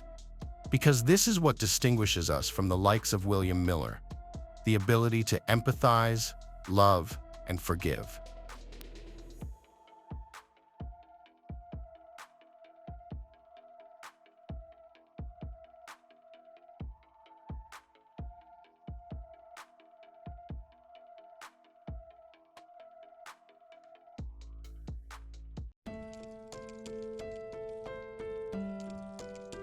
Hello friends, welcome to my channel. Today we are going to review with you another horrible case. The case of Tina Watson. Admitting to one's parents the decision to plan a wedding brings a mix of excitement and nerves. Such was the case with Tina Thomas, who felt significantly more anxious than her fiancé, Gabe Watson. Both Tina and Gabe were 26 years old at the time. Unlike Gabe, this marked Tina's third serious relationship and her second attempt at getting married. Her first attempt to build a family with boyfriend Scott McCulloch ended unsuccessfully. The failure wasn't due to any issues between Tina and Scott, but stemmed from Tina's mother's disapproval. She harbored an instant dislike for Scott, not based on specific grievances, but out of a desire for her daughter's happiness and well-being. At that point in her life, Tina herself was quite young, which played a role in their eventual separation. The dream of a shared future quickly faded away. Tina's second relationship with Stan Marks also did not endure. The couple simply couldn't overcome their 3-year relationship crisis and mutually decided to part ways. On Christmas Eve during a friend's party, Tina met Gabe Watson. Their connection wasn't instantaneous love, but was built on mutual support in recovering from recent breakups. It led to Gabe proposing marriage after 2 years together. Having been previously disheartened by past experiences, Tina agreed, but insisted she couldn't proceed without her parents' blessing. In 2003, determined to follow traditional protocols sincerely like a proper gentleman, Gabe chose Valentine's Day to ask for permission beautifully and romantically from her parents. Unfortunately, Tina's father was unavailable that day, so they rescheduled their dinner to February 15th. During this dinner, as Gabe declared his intent to spend his life with Tina forever hand in hand, he faced an unexpected challenge when the father of the bride asked if he truly loved Tina. In response, Gabe found himself stammering like a schoolboy, but didn't provide an answer immediately, a hesitation interpreted by Tina's father as mere shyness among strangers. Turning then to his daughter with the same question brought another surprise. Instead of directly confirming her feelings for Gabe outright, she began expressing fears about loneliness. At the age of 26, the father considered for a moment and blessed the young couple. Preparing for a wedding takes considerable time and effort. While Tina was busy contemplating her attire, guests, and the entire event, Gabe focused solely on the honeymoon. He had no interest in how his future wife wished to spend their vacation. He had already made all the plans. Gabe's idea was to visit the Great Barrier Reef in the Pacific Ocean near Australia and go diving there. His primary aim was to explore the sunken ship, the Townsville Titanic, which sank back in 1911. The issue was that Tina, unlike Gabe, did not enjoy diving. Yes, he sometimes took her scuba diving in a pool with calm water under lifeguard supervision, but that was it. Gabe himself was an experienced scuba diver who had completed a rescue diving course and had over 50 dives to his credit at that time. Naturally, these were not in a pool. Tina had no choice. The first instructor Tina had lessons with was disappointed in her skills and even warned Gabe that she absolutely lacked the competence for open ocean swimming. A furious Gabe ignored this advice, blaming the instructor for being incapable of proper teaching. On October 11th, the young couple finally married. 2 days later, Tina and Gabe flew to Australia on a $10,000 trip funded by wedding gifts. They walked around Sydney and visited both the Sydney Aquarium and Zoo. While Tina enjoyed these activities immensely, she grew increasingly somber as their journey towards the Great Barrier Reef approached. On the morning of October 21st, they flew to Townsville. That evening, they boarded a boat heading to one of the most stunning places on Earth, a diver's paradise. As time passed, employees of the diving company would recount that, in truth, the couple did not seem like seasoned divers. Gabe, despite having completed courses and possessing some experience, struggled with the equipment as if it were his first encounter. Yet, he was the one who helped Tina pass her diving exam, a test that should have been conducted separately.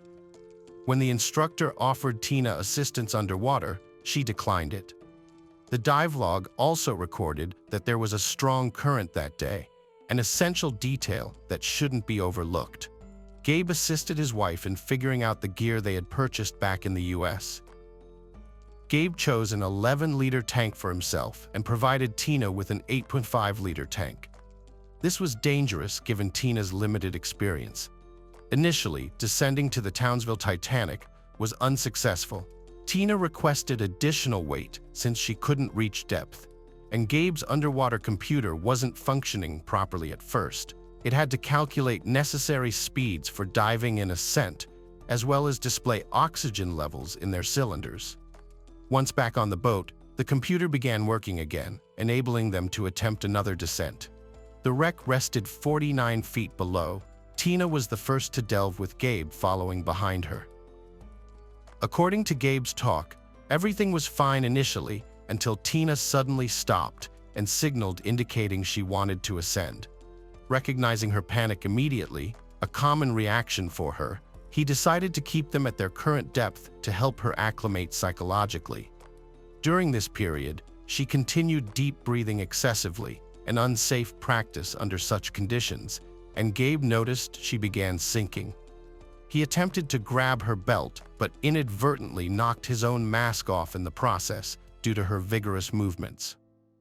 While readjusting his mask, which didn't take long, he found Tina already too far away from him. Instead of trying to get closer to Tina, he decides to surface to seek help from lifeguards on board. On his way up, he encountered another swimmer who ignored his signs for assistance. Later, when the police conducted underwater computer readings, they confirmed that Gabe did indeed try to swim after his drowning wife briefly. He, however, gave up the attempt rather quickly. The ascent to the surface itself wasn't rushed. On the contrary, Gabe surfaced as instructed, stopping at each required depth level. When questioned by police, other divers claimed that Gabe could have saved his wife but chose not to. This unfortunate incident occurred at the very beginning of their dive, so Gabe should have had sufficient oxygen in his tanks to swim down and return to the surface.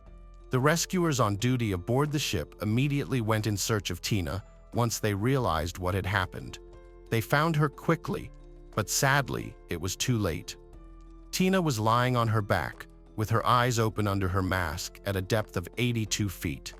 Her body was promptly lifted up, and on the yacht's deck, they performed artificial respiration for about 40 minutes, unfortunately, to no avail. Tina passed away. Throughout this entire time, Gabe did not go near his wife, but stood somewhere aside and reportedly sniffled naively, according to witnesses. Employees of the company claimed that on the way to shore, he smiled and even played cards with other passengers. Gabe denied these actions in court. A subsequent autopsy of Tina revealed complexities. While there were no signs of an obvious violent death, bruises were present on her neck and traces of blood were observed in her nostrils, a common occurrence at the 82-foot depth where Tina's body was discovered. There were no traces of alcohol in her blood, but high levels of drugs such as ibuprofen and paracetamol were detected. These medications are often used to treat seasickness. A small amount of fluid was found in her lungs. The report concluded that Tina drowned, but suggested it's possible she drowned while already deprived of oxygen. Her equipment was checked by the Australian Water Police and showed no malfunctions. Despite this, one could argue that an inexperienced diver may have ignored safety rules, resulting in a tragic accident. The autopsy results were rather ambiguous.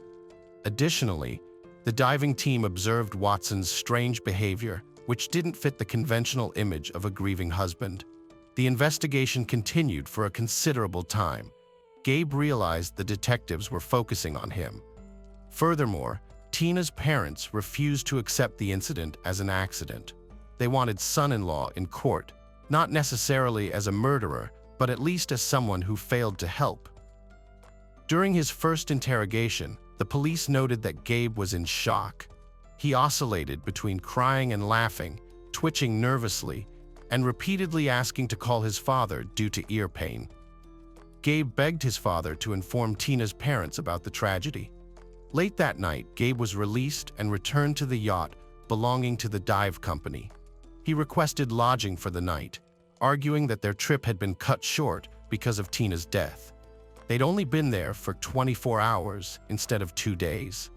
He also asked for a refund of half the dive cost since he hadn't visited the sunken ship. On October 24th, Gabe's mother flew to Townsville to support her son and help him find legal representation. At Gabe's request that same day, they visited the morgue so he could see his wife one last time. Since Gabe was still a suspect, a morgue employee contacted Detective Lawrence, who oversaw the case. In theory, Gabe could have tampered with evidence during this visit. However, he merely cried and held his wife's cold hand while begging for her forgiveness. Unbeknownst to him, Detective Lawrence recorded this moment from outside the door. At some point during this interaction, Gabe uttered, "I didn't mean to hurt you." Detective Lawrence would later use these words against him in court. "Then at the morgue, you told Tina you didn't mean to hurt her. What did you mean by that?" In Oakland, he sought medical attention on the airport grounds and was held there for checking. According to the investigation, this was done deliberately to avoid seeing Tina's father. Tina's funeral took on November 5th. Gabe still had to with the deceased's father. Almost in full view of everyone, Gabe removed his wife's wedding ring, placing it on his ring finger over hers.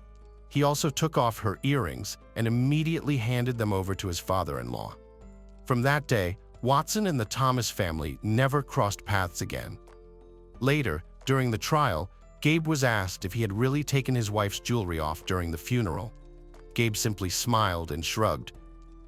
Many had different opinions about him later on. Some described Gabe as a chubby, funny man who was kind. Others called him a tyrant and desperate. Tina's friends confirmed what she'd told her father at a family dinner on February 15th. Her union with Gabe was simply a way to avoid dying alone. This fear led Tina to die on the seabed. Moreover, before their honeymoon, Tina confided to a friend that her husband had dragged her by the hand to an insurance company where he forced her to insure his life at a higher interest rate in case of death and listed himself as the beneficiary.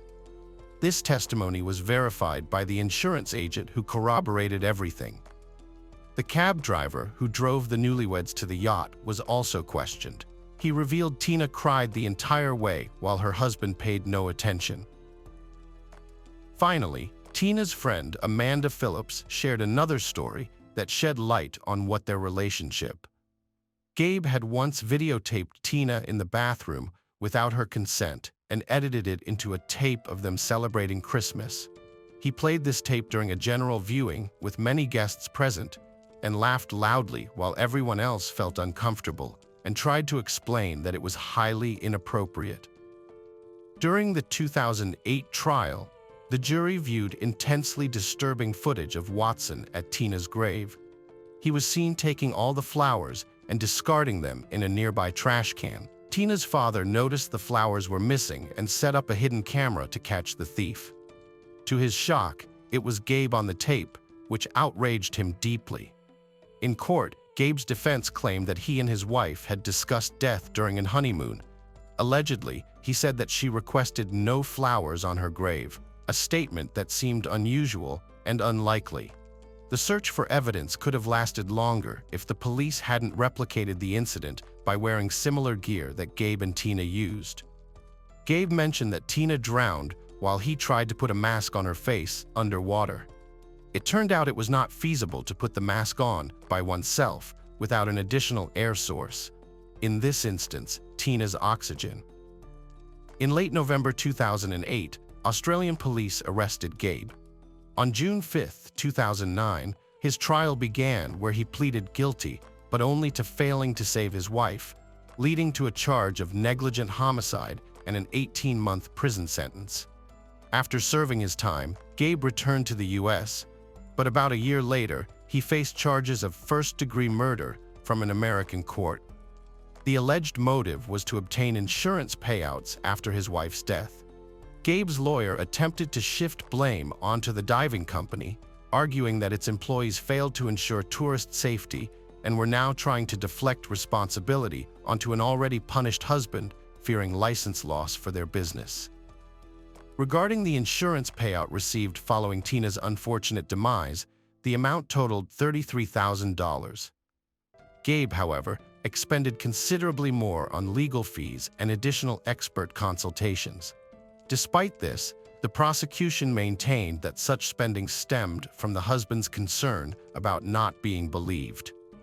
The prosecutor also contested Gabe's claim that despite holding a degree in drowning rescue, he was unable to save his wife. When Gabe had an opportunity to address the jury, he remarked on the situation. He said it had been 7 years since the tragic event, and not a day had passed without him reflecting on that terrible day.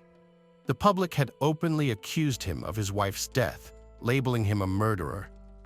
No individual had acknowledged his suffering or expressed understanding of his pain. Rather, they all seemed to desire his demise. He stated that only his late wife's parents could be understood in their perpetual inability to forgive him, regardless of any gestures or pleas for forgiveness. He pointed out that while it is common to hear people comment on how unimaginable losing a child is, no one ever expresses understanding of what it's like to lose a spouse, particularly during their honeymoon. If he were to be criticized for anything, it would be for not making sufficient efforts to save Tina. However, he mentioned he felt he had already faced his punishment for that failure. Perhaps some would have been satisfied if he had drowned alongside his wife 7 years ago. Nonetheless, He confessed his fear of dying, and his desire to live persisted then just as it does now. In conclusion, no evidence was presented in court proving Gabe's guilt. Consequently, the jury found Gabe not guilty.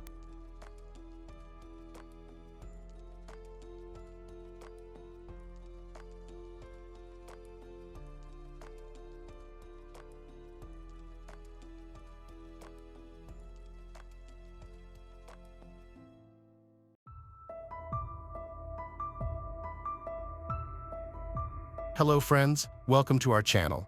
Today we're going to take a look at another horrible case with you, the case of Roxana Valdez. Roxana Valdez was born in a small village in the province of Punta Arenas, Chile, in 1957. Roxana Valdez was married to a man whose name remains undisclosed or unknown to the press. She had a son with him. It's clear that her marriage wasn't the dream every girl hopes for, as the couple eventually parted ways in 2011. As a single mother in a small village where jobs were scarce, Roxana faced significant challenges. In such communities, the primary occupation was growing and selling fruits and vegetables, and even the local educational institutions focused on agriculture. It was in this setting that Roxana found employment at the Don Gregorio boarding school, which trained students to become agricultural technicians. She worked as a night supervisor at the school, ensuring that students slept at night and didn't engage in unruly activities. Her responsibilities didn't include the actual upbringing of the children. Roxana's son attended the same boarding school where she worked. As a single mother, she spent her days working in the fields, leaving her little time to devote to her son. At the school, Claudio Munoz Ramirez was the head of grounds maintenance. His night shifts often brought him into contact with Roxana, despite their 14-year age difference. They discovered common interests and bonded over their personal struggles. Roxana shared stories about the school and her failed marriage, while Claudio confided in her about his unhappy relationship with his wife and his adoration for his two daughters. Though he felt disconnected from his wife and had considered divorce, he remained in the marriage to honor a promise to his late father-in-law. Over time, Claudio's priorities shifted, and he began spending more time with Roxana, eventually leaving his family without explanation. Roxana welcomed him into her life, and their relationship accelerated rapidly.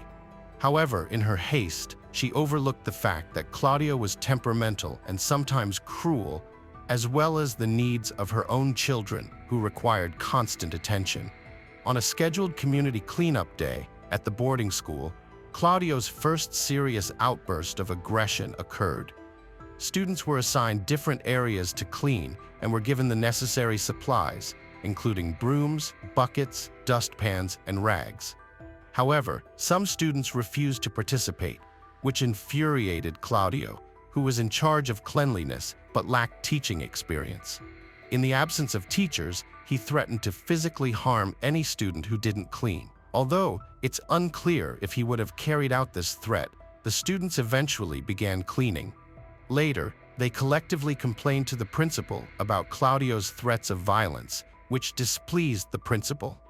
As a result, the principal asked Claudio to resign voluntarily.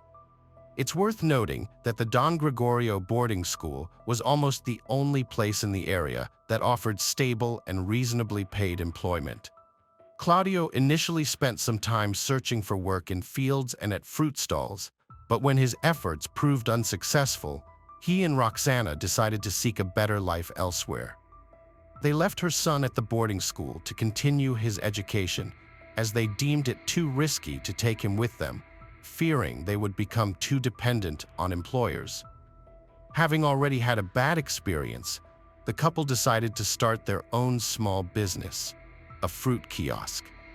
They relocated to the commune of Molina, a couple of hours' drive from the Chilean capital, which is renowned for its vineyards that produce well-known wine brands exported globally. Roxana and Claudio bought a kiosk near their new home, found suppliers for vegetables and fruits, and took their first steps in their small family business. Claudio was responsible for purchasing and transporting products from suppliers to the kiosk, while Roxana handled sales throughout the day. They couldn't afford to hire an employee, as this would have meant additional expenses. And they were also concerned that an employee might not closely monitor the perishable goods, leading to further losses. Claudio was visibly upset and even angry when he found out that Roxana was pregnant with their first child together. He needed time to reflect on this, but Roxana, blinded by her new relationship and their thriving business, didn't disagree with his point of view. She agreed that after the child was born, they would give it to her relatives to raise. However, it turned out that there was no child to give away. Since then, Claudio's behavior changed drastically. He frequently yelled at his wife and occasionally resorted to physical violence. The neighbors, unhappy with the noisy disputes, often called the Chilean police, the Carabineros, to intervene and calm the domestic disputes. On one occasion, the police responded to a distress call to find Roxana in a distraught state, crying and partially undressed, as she fled her home with Claudio chasing after her. When the officers arrived, Roxana broke down and confided in them, revealing that she had been a victim of ongoing domestic abuse, which had even led to her suffering a miscarriage. This traumatic experience had left her requiring psychological help. Nevertheless, as time passed, the couple appeared to put the incident behind them, and they resumed their life together as if the ordeal had never occurred. Despite the incident warranting criminal charges, Roxana showed compassion and gave Claudio a second chance, extracting a promise that it was an isolated incident. Claudio vowed to never again exhibit such behavior, but his history of abuse with his ex-wife cast doubt on his reliability. Sadly, the pattern of abuse persisted, and history repeated itself. Claudio stopped physically abusing Roxana, but started going out at night to drink excessively in local bars. He would spend a significant portion of their family's income not only on alcohol, but also on relationships with disreputable women. Roxana tolerated her husband's behavior, hoping that he would change once they had a child together. Her hope was partially fulfilled. In 2013, Roxana gave birth to a healthy child, and Claudio ended his partying lifestyle, diverting his attention to their business, which required expansion. They acquired another kiosk in a nearby area and an additional vehicle for transporting products. Roxana also invested in firearms for protection, as their work and living environments were not very safe. The family's wealth grew substantially, but it was only on paper. Despite this, Claudio went back to his old habits, wasting money on drinking and once again resorting to violence against Roxana at home. According to Roxana's testimony, the abuse she suffered at Claudio's hands continually worsened over time. At first, Claudio only drank occasionally, but he soon began to do so more and more frequently. When he came home drunk, he would accuse Roxana of being unfaithful, even though she was innocent, and this would lead to physical and sexual abuse, even when she was pregnant. Claudio's actions seemed intentionally designed to cause harm, and they ultimately led to Roxana having a miscarriage in August 2012, which sent her into a deep and prolonged depression. Claudio followed his usual routine by visiting a local bar one night, staying out until the next morning. Roxana, accustomed to his behavior, still worried about him. However, it turned out that Claudio had stolen 5 million Chilean pesos, equivalent to around $6,000, from their daughter's room. The money, earned from selling Roxana's mother's house, was intended for their joint business venture. Roxana was shocked and felt betrayed by Claudio's actions, which he used to fund his excessive drinking and brothel visits. When Claudio finally returned home late that evening, Roxana confronted him about the missing money. Instead of discussing the issue, Claudio assaulted her and confessed to squandering the entire amount. This was the final straw for Roxana, who, without hesitation, went to their bedroom, retrieved a .38 caliber revolver intended for protection against local criminals, and shot Claudio in the chest at close range. The shot proved fatal, and Claudio died instantly. Roxana was taken aback by her own drastic actions and attempted to stop the bleeding from the gunshot wound, but it was too late. Her desperate act marked a tragic end to the ongoing turmoil in their domestic life. In her testimony, Roxana expressed deep remorse and acknowledged the immorality of her actions. She confessed that her intention was to kill Claudio, not intimidate him, citing the numerous instances of abuse and assault she had suffered at his hands. Roxana regretted not reporting these incidents to the authorities or withdrawing her complaint out of fear, even before they had a child together. After shooting Claudio, Roxana's primary concern was the potential impact on their young daughter, particularly if she were imprisoned and the child were sent to an institution. That night, Roxana decided the best course of action would be to dispose of the body and report Claudio missing. Aware that his frequent drinking binges that often led to his disappearance were well known to the police. Roxana found disposing of the body a daunting task. She decided to dismember it piece by piece, initially using 5 kitchen knives intended for meat cutting to sever the limbs and head as they kept dulling. She then boiled the dismembered parts in her largest pots, all while interacting with her young daughter, who remained oblivious to her mother's actions and her father's fate. The following day, Roxana packed the cooled body parts into plastic containers, organizing them separately: hands, legs, head, and torso. Each container was then placed in a separate garbage bag. She loaded the bags into her car and drove to St. Lucia, intending to scatter them on a vacant lot. Before leaving, she thoroughly cleaned her house with bleach.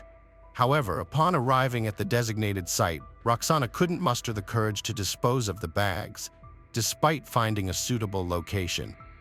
In her testimony, Roxana expressed her internal conflict, stating that it was strange she had the bravery to commit the heinous crime and dismember a human body as if it were an animal, but she couldn't bring herself to dispose of the evidence. She mentioned being nervous throughout the drive, feeling constantly watched, fearing the police would stop and search her car at any moment. This fear led to panic, even though she had a backup plan involving her daughter, pretending to rush her to the hospital if stopped.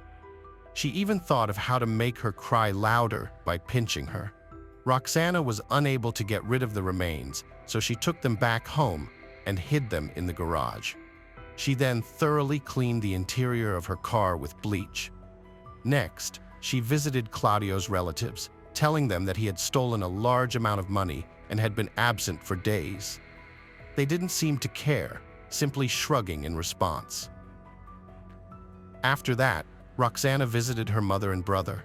Her mother was extremely concerned about Roxana's behavior, noticing that she hadn't eaten, had a glazed expression, and kept asking the same questions over and over.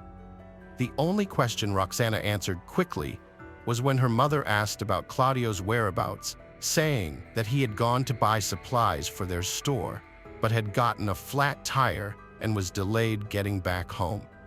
Alone with her thoughts and the hidden evidence, Roxana broke down and called her brother for help. When he arrived, she confessed everything, sharing the nightmarish years she endured with Claudio, and showed him the containers holding the body. Her brother was shocked, but instead of offering help, he refused, fearing police involvement and the possibility of being charged as an accomplice. He urged Roxana to confess to the carabineros, insisting he would do it if she didn't. Disappointed but realizing she had no other choice, Roxana decided to take his advice. That night, she went to the 4th police station, announcing her intention to make an important statement. The officers, familiar with her husband's troublesome behavior, initially thought she wanted to report him again. However, they were shocked by her confession. Roxana was immediately arrested, and the news spread rapidly throughout the area, attracting a swarm of journalists around the station. The case against Roxana seemed clear-cut. She had confessed to the crime, provided evidence, and surrendered voluntarily. However, prosecutor Monica Beasley was not convinced. She was skeptical about the ease with which Roxana had confessed and wanted to investigate further. Beasley requested an extension of Roxana's arrest to conduct a forensic examination, hoping to prove that her victim, Claudio, was still alive when she dismembered him. This would have significantly increased Roxana's sentence. the judge agreed to a 60-day detention for further investigation. Meanwhile, Roxana's defense attorney, Carolina Gutierrez, argued that Roxana had acted while under extreme emotional distress, possibly exacerbated by postpartum depression and chronic domestic abuse. She pointed out that Roxana's cooperation and voluntary confession should be considered mitigating factors. However, the prosecution's theory that Claudio was alive during the dismemberment was later disproven by forensic results, which confirmed that Claudio had died from a gunshot wound to the chest. The bullet from the .38 caliber revolver had caused a heart rupture and damaged vital organs.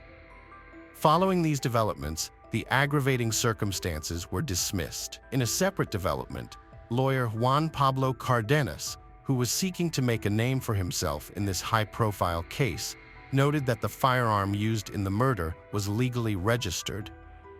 He also pointed out that Roxana's first report of domestic violence to the police was filed just 20 days after the couple started living together. Psychologist Rodrigo Valenzuela submitted documents to the court after a medical examination stating that Roxana was extremely mentally unstable at the time of the crime. According to his findings, she lacked full awareness of her actions and suffered from emotional instability, which was linked to the recent loss of 2 children, one in August 2012 and another just 3 weeks before the crime. Prosecutors' forensic exam showed Claudio's blood alcohol level was 3 Gr/L at death on April 17, 2015. After a year of investigation, Roxana's trial began. The media dubbed it the Molina Cooks case and sensationalized it, claiming Roxana ate part of the remains to attract attention. Distressed, Roxana refused to make statements during the trial. The prosecutors attempted to sway the judge's opinion by highlighting that, according to Chilean law, Roxana had committed a serious offense, the murder of her own father, patricide, although they failed to provide evidence that the crime was premeditated. In contrast, the defense attorney countered that his client had acted in self-defense, protecting herself from a violent aggressor who had subjected her to years of abuse and mistreatment. The trial, which lasted several weeks, was closely followed by the entire population of Chile. Prosecutor Monica requested a 15-year prison sentence for Roxana, but after careful consideration of the defense and the jury's opinion, the judges sentenced her to 6 years in a correctional facility with a lenient regime.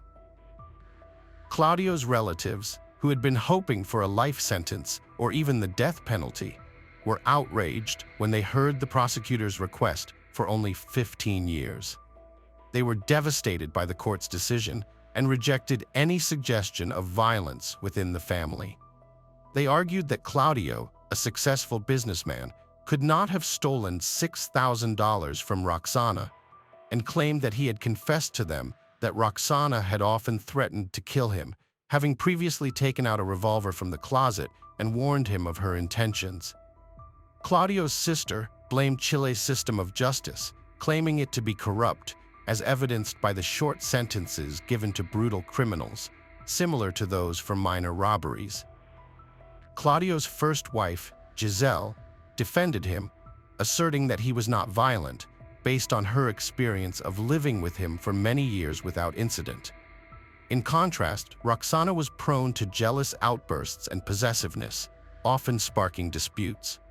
Roxana's sentence was shortened due to good behavior, and she was transferred to a semi-open education center, where she was allowed to communicate with her daughter. Eventually, she was released early, sparking widespread outrage among the public, who felt that the cook from Molina was let off lightly. However, some people saw Roxana as a victim and justified her actions, despite considering her a murderer. This case continues to be debated in the country, highlighting the severe consequences of unchecked domestic violence.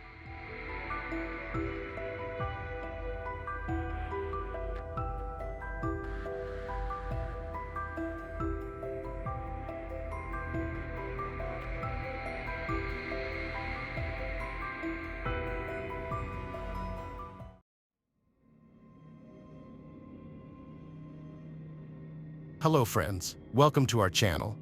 Today we're going to take a look at another horrible case with you. The case of Angela Craig. The Craig family, who lived in a $1 million home in the Denver suburbs, seemed like an average family with 6 kids, despite their financial struggles. However, their life took a dark turn on March 6, 2023, due to a protein shake. Angela Craig, a loving mother of 6, died suddenly on March 18, 2023, leaving her family in shock. Her husband James Craig's web of lies soon unraveled, revealing a sinister plot he had conceived to murder her. As the investigation progressed, the Craig family was appalled to discover one disturbing revelation after another, turning their seemingly normal life into a living nightmare. Angela Craig was pronounced brain dead at 4:29 p.m., but the reason behind her sudden death remained a mystery. Despite being perfectly healthy beforehand, her condition rapidly deteriorated, leaving doctors baffled. Her organs began shutting down, and it was unclear how someone who was formerly healthy and active, even taking trips to visit family members, could decline so quickly. Aurora, a charming eastern suburb of Denver, Colorado, is renowned for its outdoor activities, excellent schools, and pleasant atmosphere. The Craig family, consisting of James, Angela, and their 6 children, Oliver, Mira, Belle, Violet, Nora, and Cleo, called this town home. James and Angela, who married in 1999 when they were 20 and 21 years old, were deeply in love and eager to start a family. Originally from Dodge City, Kansas, they relocated to Denver after James completed dental school and taught at UMKC. James eventually started practicing at Summerbrook Dental, where Angela would occasionally lend a hand. Summerbrook Dental became the top choice in the region. Beyond dentistry, the Craigs were active in the LDS and Mormon Church, where Angela took on various roles, including teacher, choir director, youth organization leader, and family history consultant. Her favorite role was as a family history consultant, helping families uncover their history and perform temple ordinances on their behalf. All 6 of their children grew up and were baptized in the church, participating in all the activities. Everything seemed perfect in their lives, but appearances were deceiving. In 2019, James earned around $800,000, and they lived in a paid-off $1 million home. However, that same year, he took out loans of $675,000 and $242,000 against their house. Despite his income, the family faced financial struggles. James had taken out these loans to fix things, but they backfired. He ended up owing $315,000 to the IRS, had $200,000 in credit card debt, and over $750,000 in other debts, including poor cryptocurrency investments.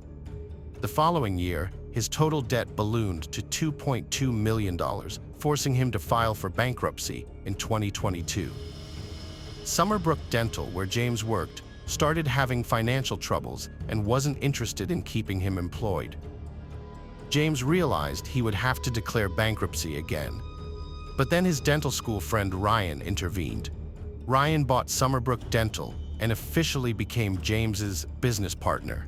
Although James and Ryan, along with their families, had always been extremely close, James began relying on Ryan for emotional support more than ever before in 2020. On March 6, 2023, James and Angela woke up early to exercise and each had a protein shake. Later that morning, Angela texted James, saying she wasn't feeling well and asked if he had added extra vitamins to her shake, as she was feeling dizzy. James replied that he had added a full scoop of caffeine and a large scoop of B vitamins, and mentioned that he was feeling a bit shaky too. Angela responded that she only takes a small scoop of B vitamins. As they continued to talk, Angela told James she felt as if she had been drugged. James replied that, given their history, he knew that must be triggering, and clarified that he didn't drug her. He also expressed that he was super worried and mentioned that she looked really pale before he left, particularly in her lips. After numerous tests, Angela's symptoms persisted, and she was eventually admitted to Parker Adventist Hospital. Despite the hospital's efforts, the medical professionals couldn't identify the cause of her condition, and she was sent home the same day. The next morning, James offered to take the day off from the dental clinic. But Angela, aware of their financial situation, told him to go to work, saying everything would be okay. Both Angela and James kept texting each other throughout the day. Angela thought it might be just an illness and said she would contact her primary care doctor later that day. She also sent a message saying, "I'm thinking maybe I had a sinus infection that I got used to, which then turned into an inner ear infection, and that's why it seemed to come on so suddenly." As they continued talking, Angela told James she had passed out in the kitchen earlier that day, and all she remembered was their daughter Violet screaming. James advised Angela to call 911, but she refused. James then talked to Matt about Angela's condition, and Matt thought her symptoms matched those of diabetes. Matt recommended that Angela see a new doctor as soon as possible, as she might be a newly diagnosed diabetic. However, Angela instead made an appointment with her own doctor. She even texted James, telling him not to mention diabetes and saying that she had told Matt to mind his own business. Angela scheduled an appointment for Friday, March 10th, but rescheduled for Thursday to see the doctor sooner. On the 7th, she and her husband spent the evening watching TV and cuddling, hoping for a better day ahead. The day after fainting in the kitchen, Angela began to feel better on March 8th, still oblivious to the sinister plan her husband had set in motion. However, her brief improvement was short-lived, as she started experiencing cold, fatigue, shakiness, weakness, and dizziness the following day. On March 9th, a family friend brought a glucometer to their home, and Angela's initial reading was 179. However, her levels later dropped to 140 later that day. As her symptoms persisted, she was eventually admitted to the hospital. After hearing about Angela's condition, James texted her, "Man, baby, you've got to stop scaring me like this. I love you so much, and I'm not used to all of this excitement." His words could be interpreted as either an attempt to reassure Angela and lighten the mood, or as a sarcastic response, given that his plan seemed to be working. That same day, James and Andre exchanged texts on various topics, including church, the kids, and family matters. Over the next 5 days, doctors confirmed around 11 a.m., Angela's brother rushed her back to the University of Colorado Hospital's emergency room. At this point, everyone desperately sought answers, unaware of the shocking act James had committed to cause Angela's condition. James arrived at the hospital shortly after Angela was admitted. She complained of a severe headache and dizziness. A few hours later, around 2 p.m., Angela had a seizure and her condition rapidly deteriorated. The doctors' attempts to intubate her failed, and she began to experience intracranial pressure, which affected the blood flow to her brain. Additionally, her pupils became unresponsive. Given the severity of her condition, she was transferred to the intensive care unit, ICU, and the doctors warned that her situation was dire. As James was updating Michelle on Angela's condition, sending her 2 photos and warning that her blood pressure had dropped to 55/44 and her oxygen saturation level to 84, he also mentioned that the doctors were concerned she wasn't mentally responsive as expected. Michelle and Ryan immediately rushed to the hospital to offer support, unaware that James's message would ultimately expose him. On his way to the hospital, Ryan received a call from Jacqueline, the office manager at Summerbrook Dental. She informed him that James had returned to the office after hours on March 6th, and Caitlin, another employee, had seen him using a computer in exam room 9 with the lights off. Although this might have seemed like a routine office matter, James had no reason to use that computer since he had one in his own office and often brought his laptop to work. What raised suspicions was that after leaving the office, James told Caitlin he was expecting a personal package and instructed her not to open it.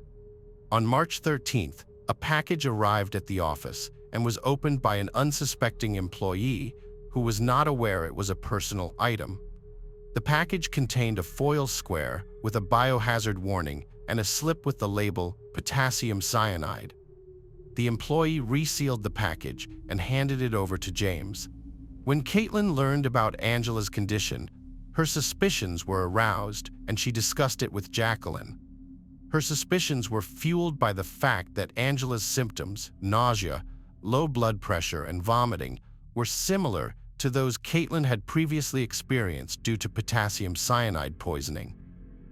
Caitlin also recalled that James had told Angela he wanted a divorce and that both were having relationship problems.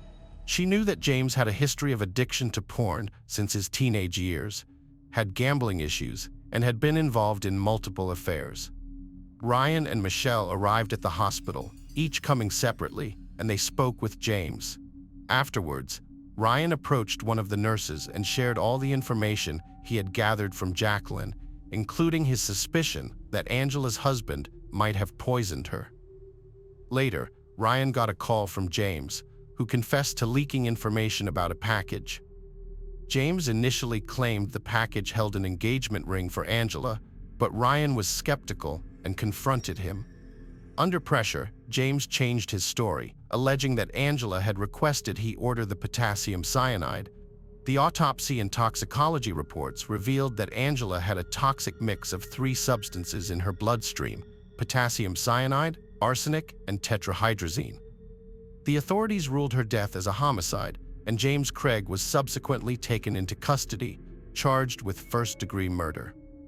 The police investigation into James's involvement in Angela's death included executing search warrants at his home, dental office, and personal devices. Authorities also conducted individual interviews with James and his children.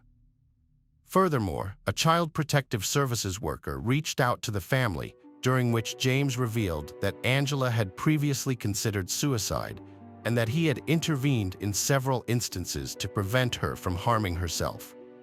James also disclosed that he had requested a divorce in December 2022, which seemed to exacerbate Angela's depression.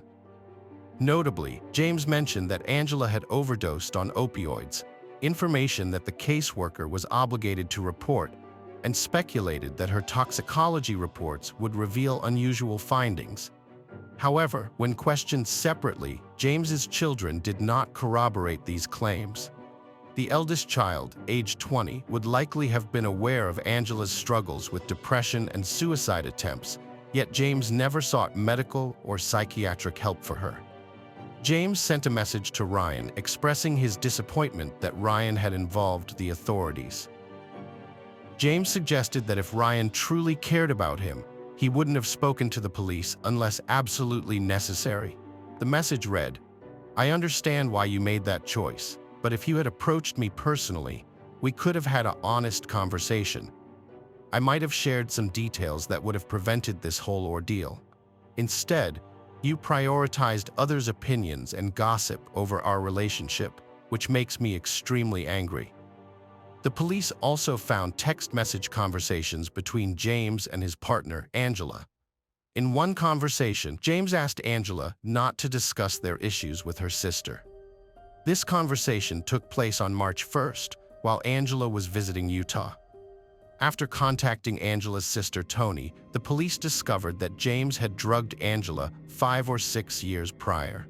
According to James, he did this to prevent Angela from intervening, as he intended to give himself a fatal injection. However, no evidence was found to suggest that James had actually attempted suicide. The police subsequently interviewed the office manager at Summerbrook Dental, who relayed the story about Exam Room 9 and the personal package. The authorities then examined the computer in Exam Room 9, reviewing its search history and hard drive. On the computer, they found a Gmail account linked to James, which revealed disturbing search queries. These included, how many grams of pure arsenic are needed to kill a human? Is arsenic detectable in an autopsy? And poisons that are undetectable and show no signs of foul play. Further investigation revealed that the same Gmail account was used to purchase arsenic metal from Amazon and potassium cyanide from Sigma, specifically the product labeled 2007-81-0225G. In addition to other evidence, the police discovered records of personal communications between James and an orthodontist he had met at a conference. The two had started dating and discussed their own experiences with lengthy divorces. The woman, who cooperated with the police investigation, also flew to Colorado twice. She stated that their relationship was not serious and that she would not have dated James if she had known he was still married and living with his wife. Experts believe that the protein shakes Angela consumed were poisoned and that she was given small doses before receiving a fatal one. As of now, James has not entered a plea and has been assigned a public defender. His trial is scheduled to begin on August 8, 2024. One possible motive for the murder could be financial gain, as James is $2.2 million in debt and was the beneficiary of 3 life insurance policies held by Angela. Whether the motive was indeed money or an extramarital affair remains to be determined during the trial.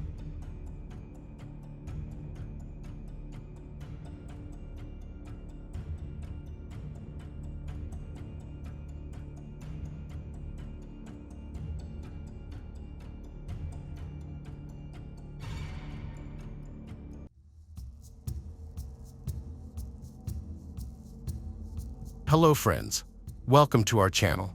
Today we're going to take a look at another horrible case with you. The case of Sherry Papini. Sherry and Keith first met in middle school when Keith was in 7th grade and Sherry was in 8th. They shared their first kiss and their friendship quickly blossomed into a close bond that lasted throughout their teenage years. However, as they grew older, they eventually lost touch and went their separate ways. Years later, Sherry had moved on with her life and got married to another man in 2006. However, the marriage was short-lived and ended in divorce after just 2 years. After her divorce, Sherry found herself single once again, unaware that fate was about to bring her and Keith back together. One day, Sherry unexpectedly ran into Keith, and the old spark was instantly rekindled. The time they had spent apart had brought them both growth and maturity, and they quickly realized just how much they had missed each other. They decided to give their love another chance and arranged a date, from which their connection continued to grow stronger with each passing day. Within a year of rekindling their romance, Keith and Sherry knew they were meant to be together. They got married in 2009 and started a family, having 2 children. They settled in Redding, California, where Sherry became a stay-at-home mom after quitting her job in telecommunications, while Keith continued to work at Best Buy as a member of the Geek Squad. The Papini family appeared to have the perfect life, but on November 2, 2016, that illusion was shattered when Keith Papini came home to find his wife, Sherry, missing. Sherry's absence was unusual because she was always at home when Keith returned from work. At first, Keith thought she might have gone for a walk, but as time passed and she failed to return, he grew increasingly worried. He called the daycare center where their children attended school to see if Sherry had picked them up, but the school secretary told him she hadn't. Keith's concern for Sherry deepened, and he decided to use the Find My iPhone app on his phone to try to locate her. The app revealed that Sherry's phone was at the end of their driveway. Keith rushed outside and searched the area, only to find Sherry's phone lying on the ground with her headphones nearby. Most disturbingly, there were strands of hair tangled in the headphones. Keith immediately contacted the Shasta County Sheriff's Office, and they took Sherry's disappearance seriously from the start. The FBI was involved in the investigation from the beginning. Keith was resolute in his quest to raise awareness about Sherry's disappearance and begged for her safe return. He understood the significance of sharing Sherry's name and image with the public, so he collaborated with the media to garner support and aid in the search. The media played a crucial role in publicizing Sherry's story, and her picturesque appearance, with her blonde hair and blue eyes, captivated the nation.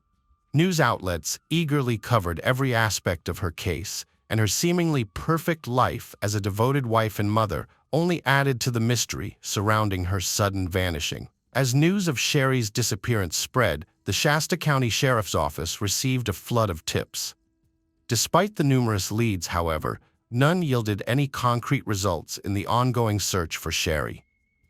As the investigation into Sherry's disappearance progressed, detectives scrutinized her phone records, searching for any leads. A thorough review of her messages revealed a contentious text exchange between Sherry and her husband, Keith, which had taken place several months earlier. The tone of this conversation sparked suspicion among the police, prompting them to consider the possibility that Keith might be implicated in Sherry's vanishing. Although Keith had now become a person of interest, he fully cooperated with the authorities, even offering to take a polygraph test in an effort to dispel any doubts about his involvement. The results of the polygraph examination ultimately cleared Keith of any suspicion. In addition to the text messages exchanged between Keith and Sherry, investigators discovered several texts on Sherry's phone from men who had used female names. Further examination suggested that Sherry was planning to leave Keith on November 10, 2016. The police located one of these men and questioned him about Sherry's whereabouts. According to the man, he had met Sherry 5 years earlier at a restaurant during a work conference she was attending. Although the man claimed he didn't know where Sherry was, he provided insight into her relationship with Keith.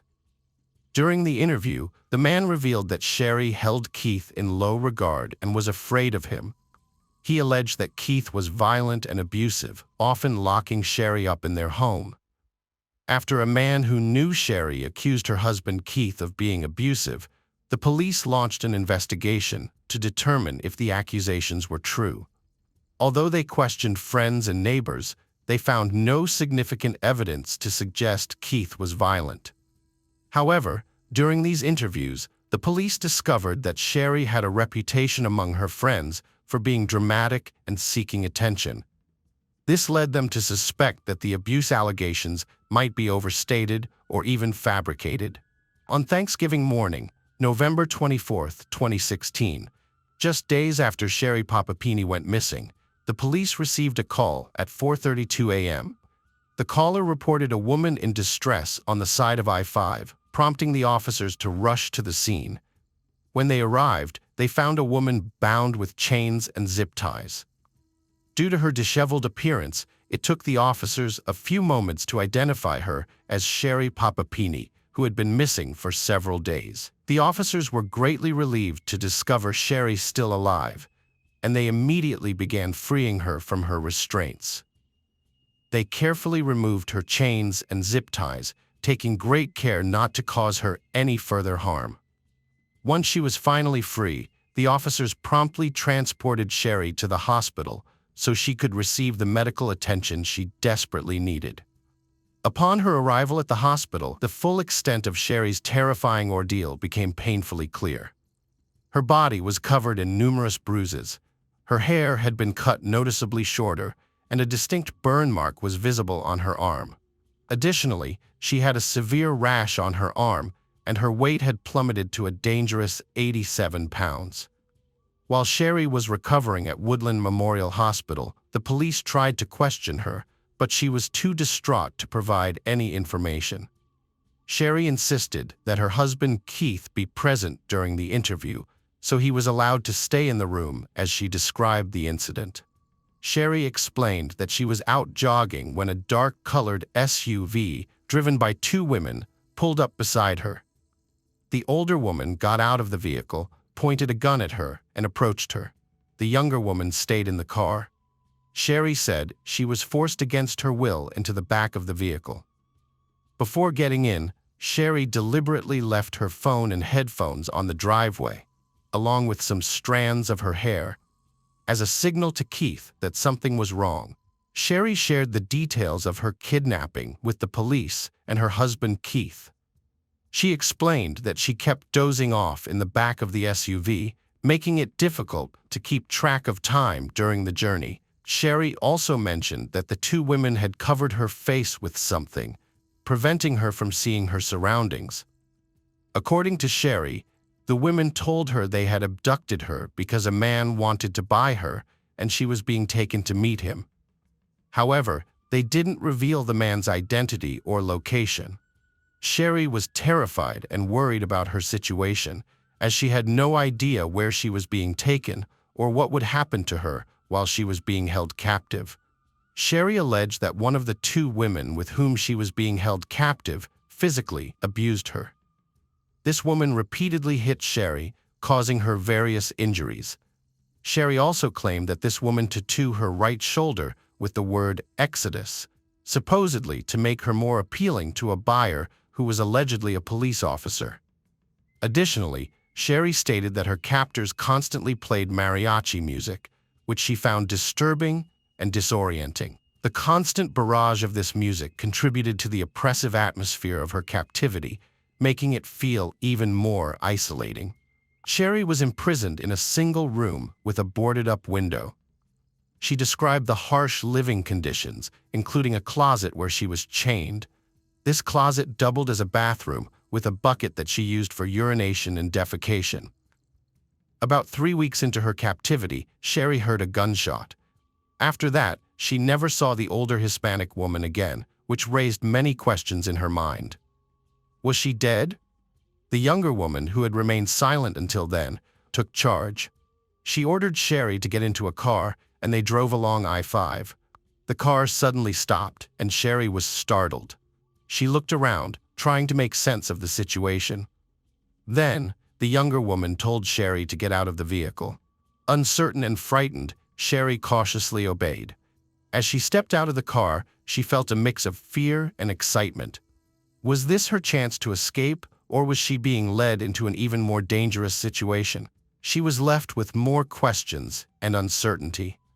After Sherry was found safe on the side of I-5, the Shasta County Sheriff's Office held a press conference to announce her return. During the conference, the police announced that Sherry had been abducted by two women of Hispanic origin, sparking widespread concern among the public.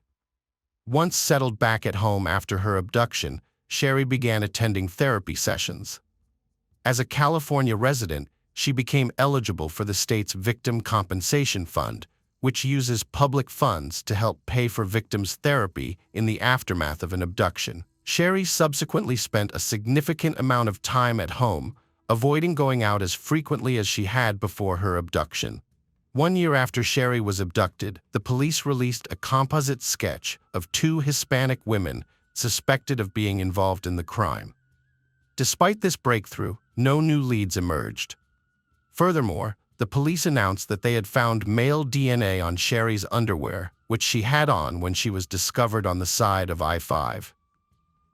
They clarified that this DNA sample did not belong to Sherry's husband, Keith. 2 years had elapsed since Sherry's abduction, and the police were still unable to find a match for the male DNA found on her underwear, despite their ongoing efforts. The investigation remained stagnant, with no new leads, and the case continued to go unsolved. The police investigating Sherry's case requested permission to use familial DNA techniques to identify the source of the unknown DNA evidence. This cutting-edge approach enabled them to use the existing DNA profile to find potential relatives of the donor. By analyzing DNA evidence, familial DNA testing helps investigators determine if it matches any family members of a suspect, making it a powerful tool in criminal investigations. It works by identifying genetic markers shared among family members, allowing investigators to narrow down the list of potential suspects and establish possible familial links. When the police obtained a familial DNA match on the male DNA found in Sherry's underwear, they were surprised to discover it belonged to a close relative of James Ray's, Sherry's ex-boyfriend. This breakthrough raised several questions and became a crucial turning point in the investigation, leading the police to wonder if Sherry's ex-boyfriend might have been involved in her abduction in June 2020. Investigators collected a soda bottle from James's trash and sent it to the forensic lab for DNA analysis.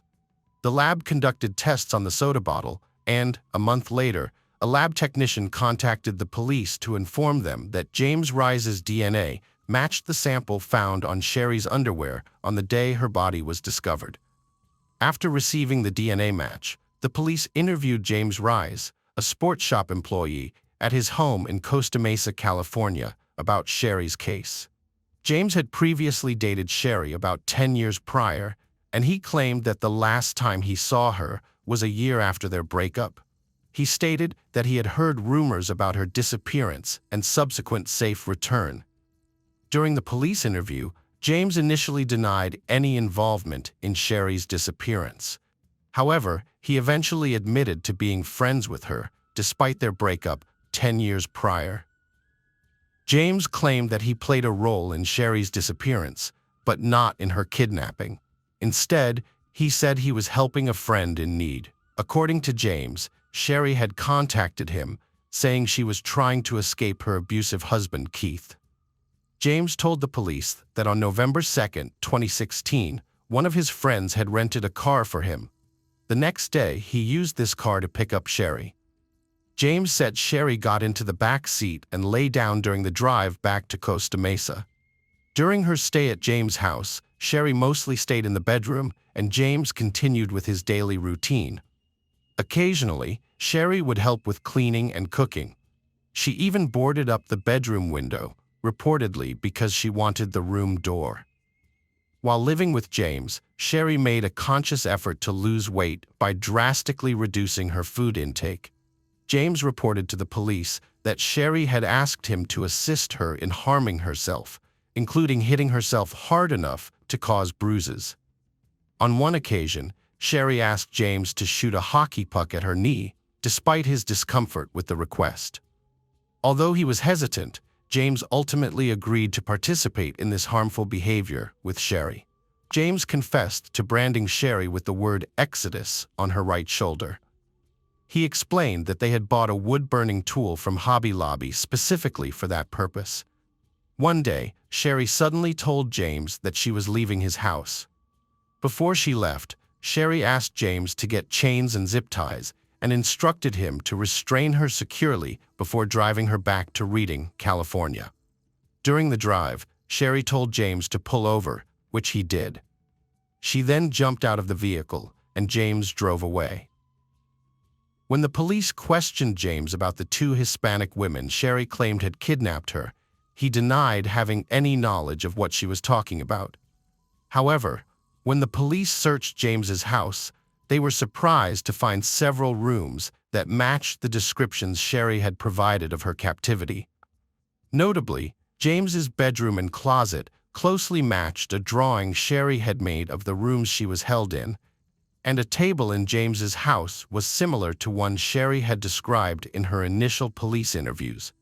The police then scheduled a follow-up interview with Sherry and her husband Keith at the police station, having gathered significant evidence suggesting that Sherry had faked her own abduction. Before confronting Sherry with this evidence, the police asked if she wanted Keith to leave the room.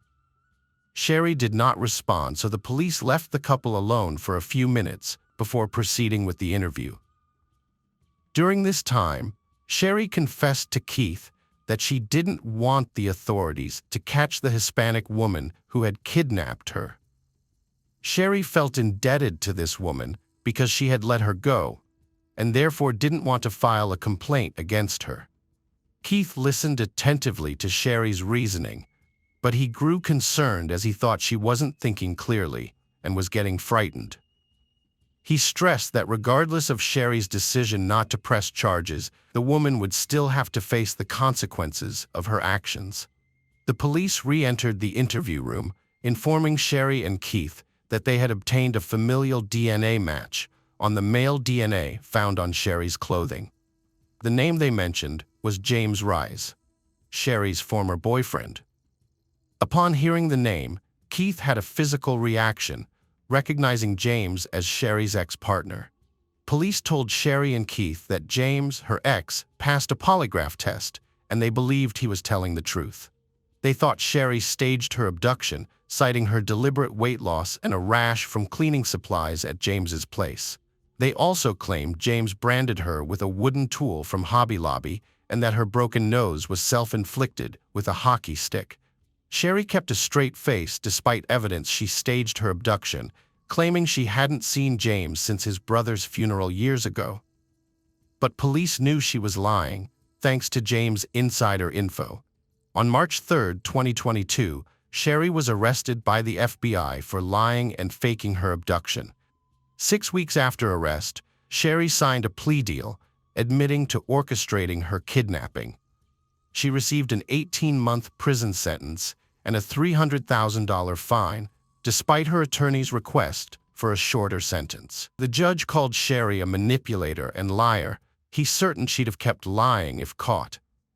He punished her to deter others, noting she exploited victims' funds, disability payments, and a GoFundMe account, getting hundreds of thousands of dollars. Sherry addressed the court during her sentencing hearing, expressing her remorse and apologizing to the numerous people who had suffered due to her actions. She openly acknowledged her guilt, stating that she was responsible for lying and bringing dishonor upon herself and those around her. In August of 2023, Sherry was granted her release and was placed in a halfway house. Keith and Sherry separated on the day she was arrested in March 2022, and a few days after Sherry pled guilty, the following month, Keith filed for divorce and also sued for full custody of their children.